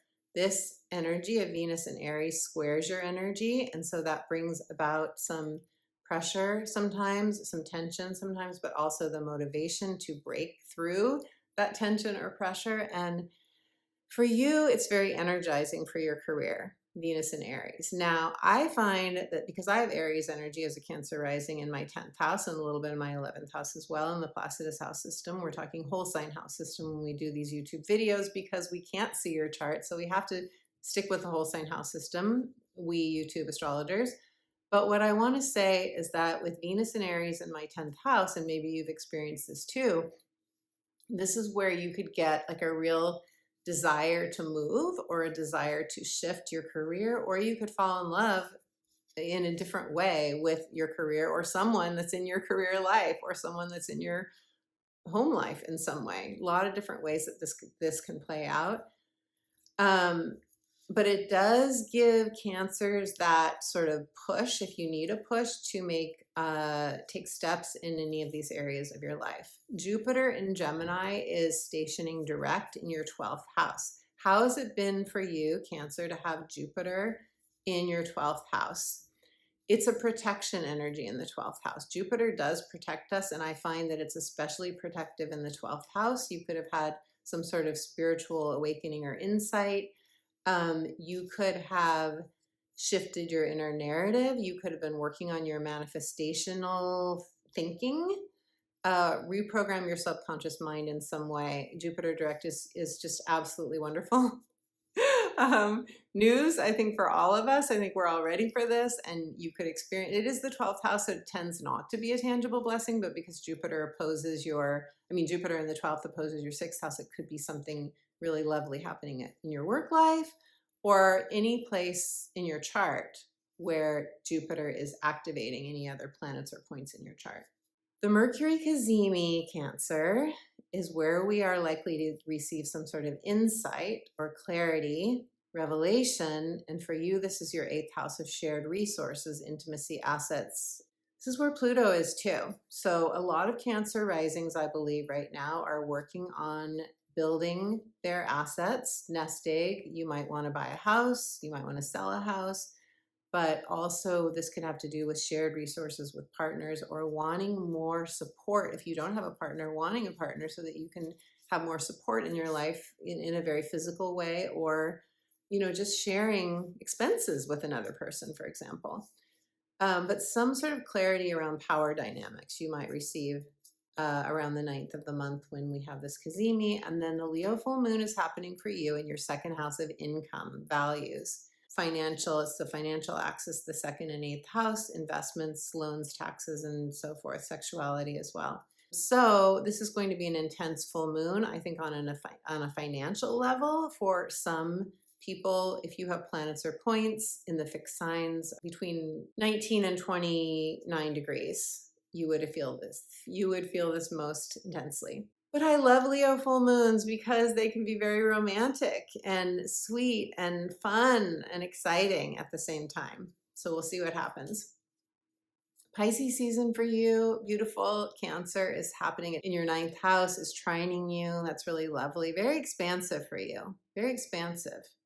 I think you're going to feel adventurous during this time. If not adventurous, you may be doing some past life healing. You may be healing a part of you that in other lifetimes on a spiritual level, because the 9th house is a spiritual house, on a spiritual level, maybe where you were shunned or ostracized or punished in some way for your spiritual beliefs. You could be healing that, releasing that, letting that go. Very, very deep kind of transit that you may not, sometimes we're not even aware when we let that stuff release from us often at night when we're sleeping.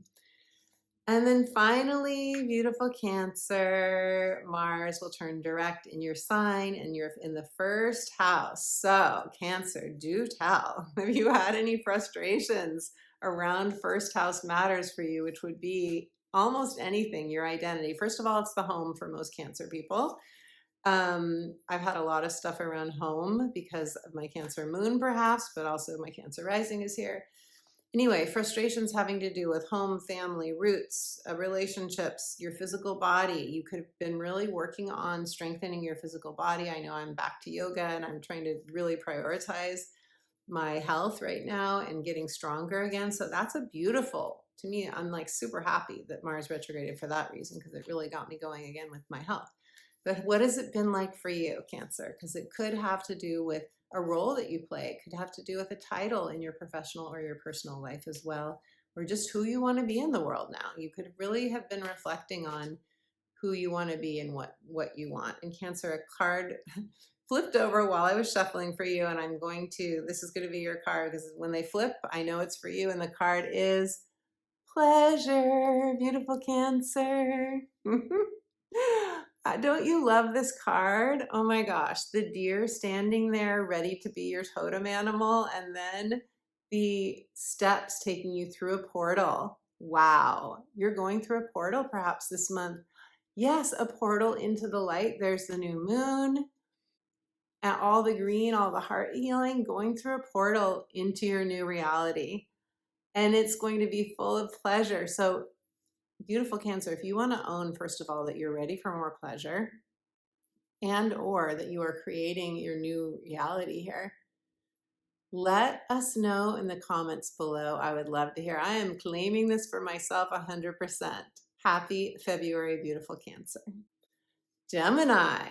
Hello, beautiful Gemini. Beautiful Gemini. I have my natal sun in Gemini, and those of you who are Gemini risings are going to experience Venus coming together with Neptune, these beautiful planets of love and your new vision, seeding a new vision, and Neptune conjoining with the North Node of Destiny, Neptune being the ideal, Destiny being what's next for you.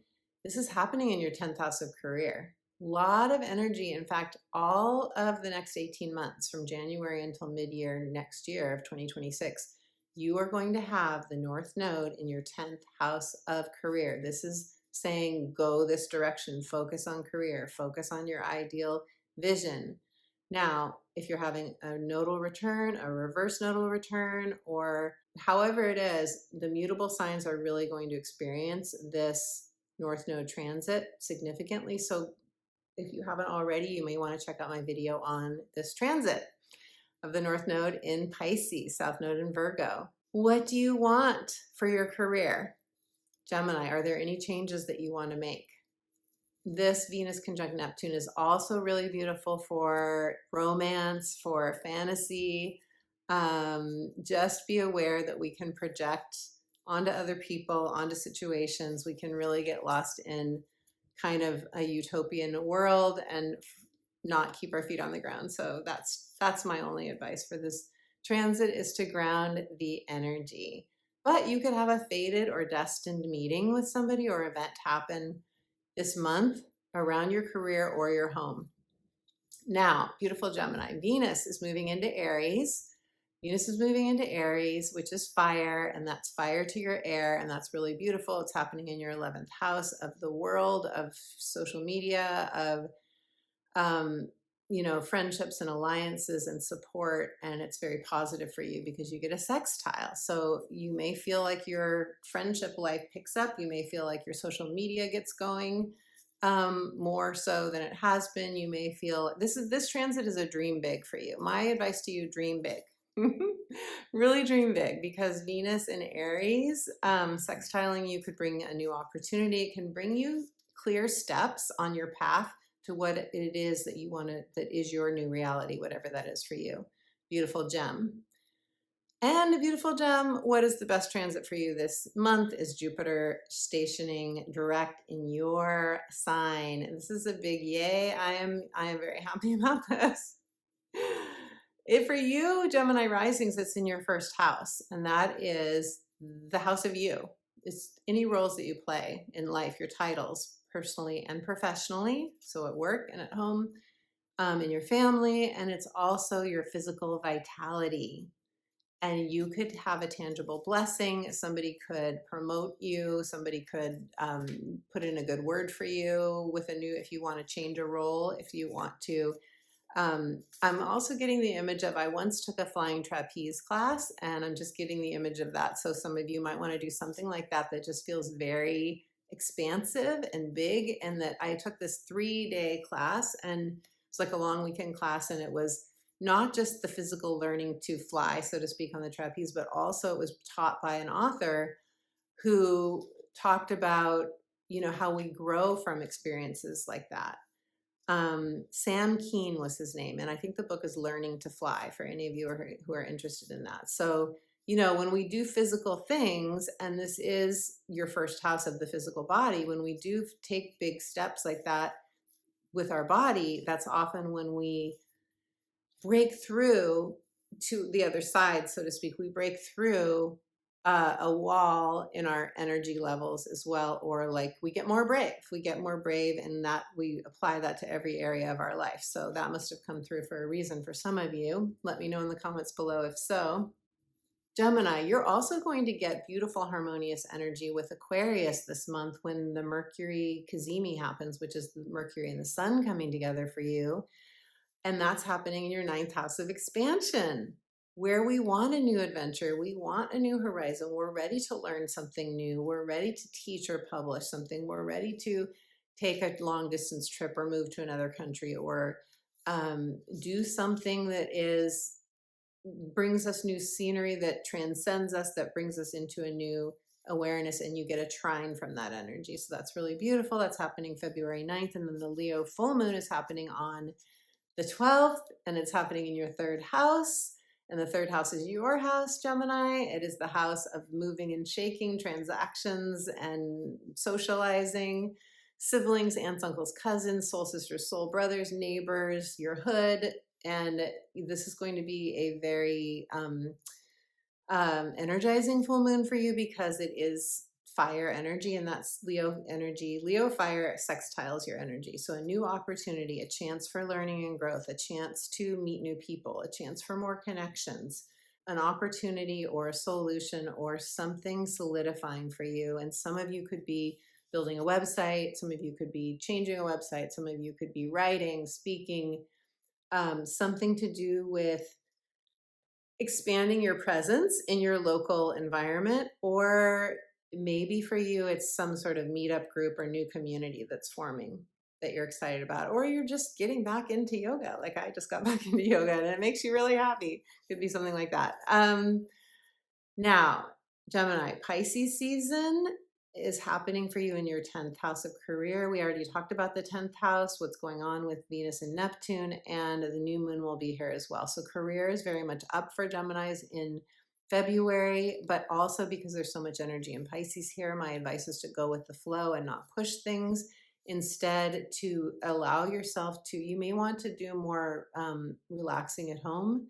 And I say that because the 10th house opposes your 4th house of home and family, and you may feel like you want to pull in more with so many energies in Pisces. You will very likely need more rest during this time, but your new moon intentions will be on this axis most likely. Well, the new moon is happening in your 10th house of career, depending on what you've got in your going on in your 4th house.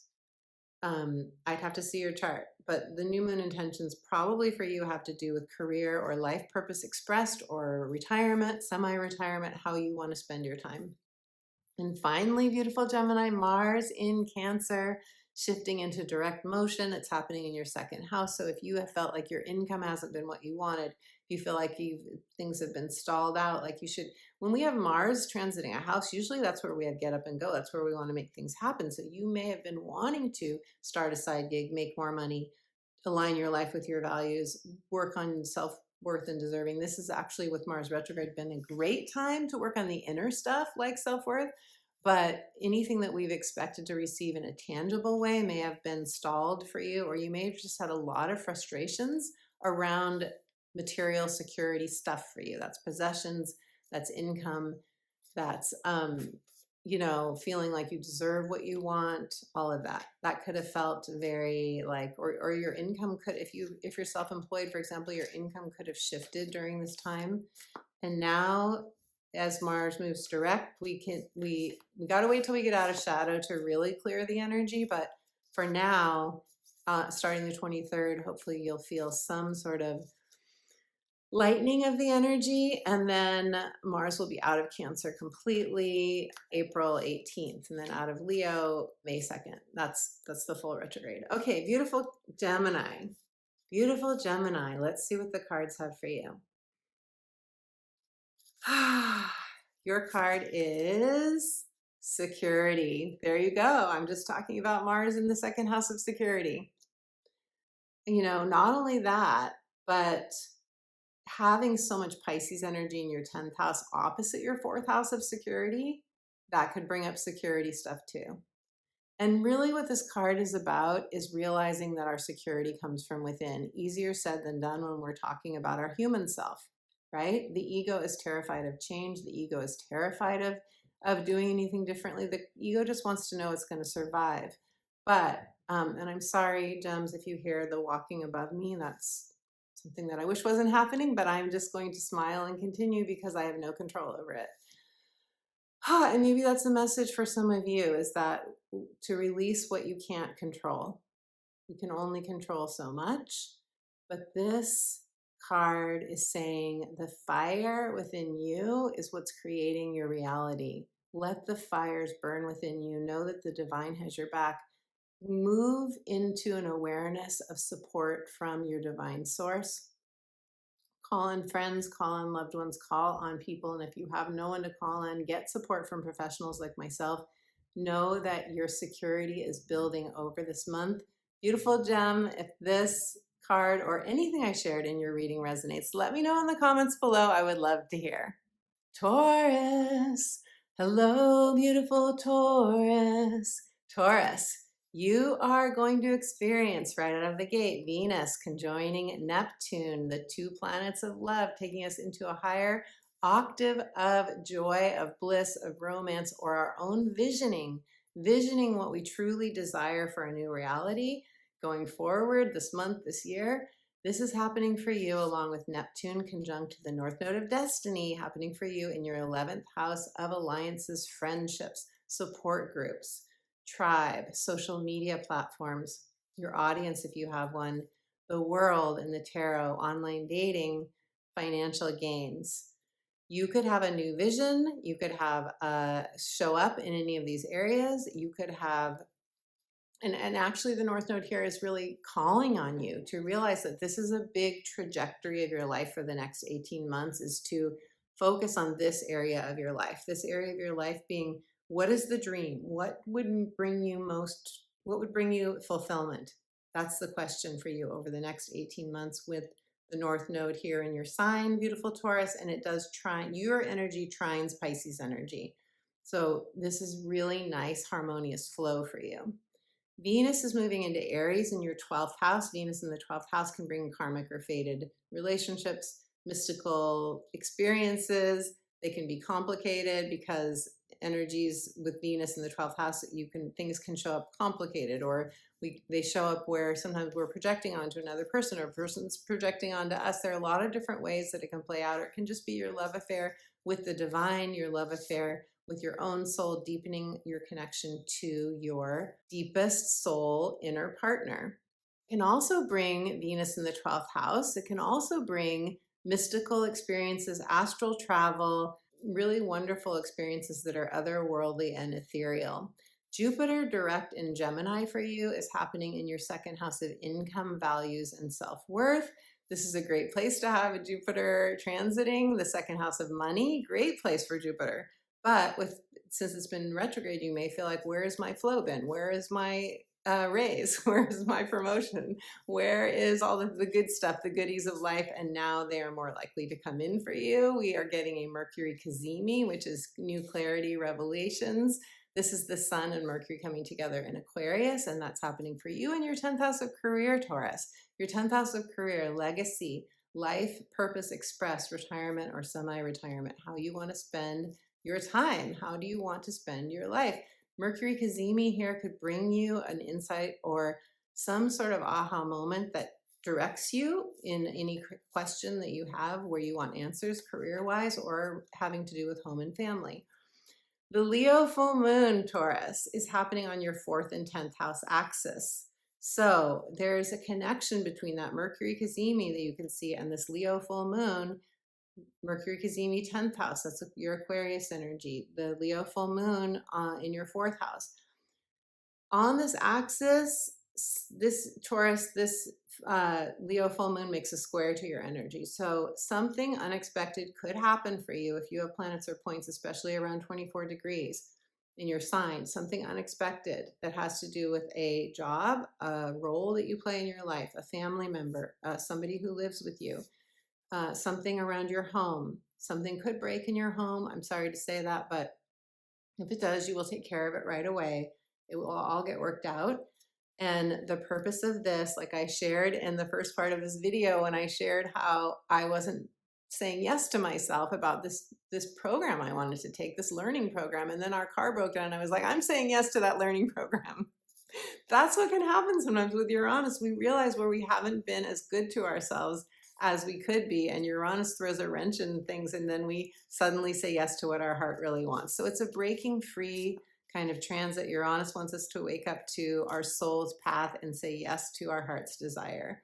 Pisces season for you, Taurus, is happening in your 11th house of friendships and social media platforms, supporters, alliances, long-term financial gains, the house of your dream and your fulfillment. Pisces season here, along with the Pisces new moon, along with Venus conjunct Neptune, I opened with that, is really wanting you to focus on your dream. What do you want? What do you want for fulfillment, Taurus? The world is your oyster. It's time for you to seed intentions for that when we get to that new moon time, which is going to be February 27th, and you get a sextile from this energy, which could bring a new opportunity, a solution, or some sort of a happy, unexpected miracle. And finally, beautiful Taurus, Mars direct in Cancer. Cancer energy also harmonizes with your energy. It's also sextile energy. Mars direct in your 3rd house is really good if you're a freelancer. It's really helpful if you've been working something out with a sibling, aunt, uncle, cousin, neighbor, landlord, and so on. You could have had, with Mars retrograde in Cancer, you could have had weird dynamics with neighbors. You could have had weird dynamics with office mates. You could have had something frustrating going on in your local environment, in your neighborhood. But now that it's going direct, Taurus, in your 3rd house, the energy, I hope, will lighten up and loosen up for you, and things will get resolved if there's anything that hasn't been resolved. This is where you have had to do some extra work probably and fend for yourself, advocate for yourself perhaps, speak up, say what you need to say. I love that song by John Mayer, Say What You Need to Say. I love that song so much. And if you're working on a website or any sort of teaching, learning, writing work, communication work, that's this house as well. So this all said, let us now see what the cards have to say for you. Ah, you beautiful Taurus. I hope you have the most beautiful February. Your card is Going Forward, Taurus, the Yellow Brick Road. I love this card. There's a heart healing here for some of you with the green. There's the yellow, which is an opening in your cognition, an opening, maybe claircognizance, maybe, all the light coming out here. There's a sense of, I know the direction I'm going now. The way is being paved for you, and I think you're going to get some synchronicities, some signs, a synchronicity, a sign, a moment that tells you, okay, this is my next step, and then that's my next step, and then that's my next step. So if you're doing any sort of overthinking of feeling like, I don't know how I'm going to make this happen, a lot of us, when we had that Aquarius new moon at the end of January, we got a clear vision. Maybe it's a vision you've been working on for a long time now, but for many, it does feel like a bit out of reach or a pipe dream. And this card is saying, the spirit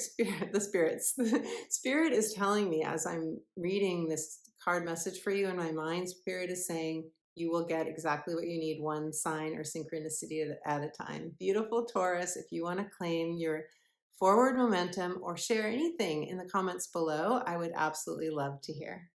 Aries, hello, beautiful Aries. Beautiful Aries, Venus is moving into your sign this month. This and more I'm excited to share with you, but let us start with Venus conjunct Neptune. While Venus is still in Pisces at the beginning of the month, it's coming together with Neptune, and these are visionary energies. Not only this, but Neptune is conjoining the North Node, and the North Node is the point in your chart that indicates your destiny. It indicates the new territory in which you are traveling over the next 18 months. And for you, Aries, it's your 12th house. This is the other realms. The 12th house is your subconscious mind, but it's also your mystical self. It is your ability. I'm closing my eyes because it helps me to tune into the energy. It's your ability to expand. And I love the North Node here in your 12th house. Aries, this means that you're going to be doing probably quite a bit of deepening with your divine source, whatever that means for you. If you don't have a spiritual practice, it is absolutely essential for you to have a spiritual practice. I think it's great for all of us, but especially over the next 18 months, absolutely, whether it's meditation or scripting or, to me, I would go beyond scripting. I would, automatic writing. I teach you how to do automatic writing in my book, The Magic of Saying Yes, channeling the divine, channeling. A lot of you are going to become, if you do some sort of channeling practice like that, you're going to become really amazing psychic channelers over this period of time. And some of you may, with the North Node in the 12th house, you may start a spiritually based career, such as reading tarot cards, such as doing astrology, such as Reiki, a lot of different ways you could do this. It could be life coaching, a lot of different tools and spiritual technologies, modalities, right? Expressive arts therapy. So what a beautiful place for the North Node to transit. And this month of February, we're getting a clear vision of, if we really work with this energy, we can really transcend the earthly realm temporarily to tune into what our souls want to, how our souls are guiding us forward. What is your soul's vision? Aries, Venus is moving into your sign in the first house of you, your identity, your role. This is happening early in the month, and this is a beautiful transit for you. Obviously, Venus in your sign. Who doesn't love that? It's all about, what do you want? What do you love? How is your heart guiding you? Especially because the first house is our identity, the roles we play at work and also in our personal life, and it's also our physical body. So you'll probably feel really beautiful here with Venus in your sign. And just know that because Venus is now in the shadow period, in late Pisces, early Aries, because of that, she's moving slowly. And anything that happens around this time in relationships, for example, may shift for you after the Venus retrograde is over, or during during the Venus retrograde, which is why I always encourage people to go slowly in romance. Unless you don't care, and maybe you don't, Aries. But if it's something that you want to last, then I would go slowly. Jupiter is moving direct in Gemini, and that also really harmonizes with your energy because Jupiter is air and you are fire, and Jupiter's air stokes your fire, beautiful Aries. And that's happening in your third house of communication, the message that you put out, whether it's in your emails or, if you have any sort of communication in your business, which almost everyone does in their work life, right? Or you have your own business, especially. This is really an important house for freelance people. Websites, if you have a website. And it's also the house of your siblings, aunts, uncles, cousins, local environment, where you do errands, where you work out, the house of moving and shaking, the social house, where you get deals. And so with Jupiter shifting into direct motion, that's really good if you want to attract more people into your life, whether it's on a personal or a business level. And it's also really good for any sort of transactions. It's the house of transactions, purchases, sales, and so on. So now that Jupiter is direct, any kind of actual tangible blessing that you might get from Jupiter is more likely to happen. Before, with Jupiter retrograde, it was more inner insights and revelations, and you get a sextile from this energy, which can be an opportunity, a solution, or a workaround, or something just working out for you as long as you take the initiative. With sextiles, we have to take some sort of initiative. The Leo full moon Aries is going to trine your energy. Do you see how much harmony you're getting with all these transits this month? I think you're going to love this month for this reason. It's going to trine your energy, and it's happening in your 5th house of true love, romance, and children. So beautiful, beautiful energy for any of these things, for fun, for pleasure, for enjoying this earthly playground. Really good for manifestation, for closing something out. Some people might close out a romance. Some people might start a romance. Some people may have something to do with a child, get pregnant, and so on. But keep in mind that Uranus for you is transiting your 2nd house, and that's the house of material security, and something could shift for you around money, finances, or around your values during this time, Aries. But keep in mind too that you're getting a trine from this full moon, so nothing difficult may happen for you. Very important for me to say. Ultimately, Uranus wants to break us free out of stagnation. If there's any sort of stagnation that's going on for you, having to do with how you earn your income or having to do with how you see yourself in the sense of deserving and self-worth, then Uranus could give you a nudge in that direction. This is happening on your 11th and 5th house axis. So it's in your 5th house of romance and all of that, but the energy is also in your 11th house for a full moon. And so you could feel this in friendships, in dating, and just in terms of like your dream. What dream do you have right now? What do you want to happen for yourself financially? All of that is part of this full moon. And remember, it's culminations, endings, and manifestations. Pisces season for you, Aries, is going to be in your 12th house. That's where the sun will be, Mercury, and all the other energies that have been in your 12th house for a while, Neptune and Saturn. The North Node is there now, and as I spoke about when I opened this video, the North Node is showing you that your spiritual expansion, reprogramming of your subconscious mind, perhaps, you becoming more, deepening your relationship with the divine, that is very much up for you, and you may really feel that during Pisces season. When we have so many planets in Pisces in our 12th house, we want to sleep more usually. We want more downtime. We want to be more in our own energy. You may want to cocoon. The 12th house is the house of rest and retreat. So give yourself a free pass to take care of you and do whatever you need to do to nurture yourself, to really take care of your own body and your energy on all levels. Beautiful Aries. And finally, and we're having a new moon there too. So new moon in your 12th house. You could do some really deep reflection, and you could have some really intense dreams around this time. You could find yourself shedding a skin. The best news of all, though, is Mars, your ruler. Aries, you're ruled by Mars, and Mars has been retrograde, and that's not easy for Aries people. It's shifting into direct motion, and that for you is your home, family, and your childhood conditioning, your inner child, nurturing and healing. So Aries, has anything gone on in your 4th house? Because while Mars has been in Cancer retrograde, it has made a square to your energy, and that's not easy. That's not easy, and it's the lowest part of your chart. It's our emotional foundation. So you could have felt like you really had to stick up for yourself at home in some way, or that you've had to figure out a living situation. You've been wanting to move. Maybe it's been hard to move. That could have happened for some of you. Something to do with home, family.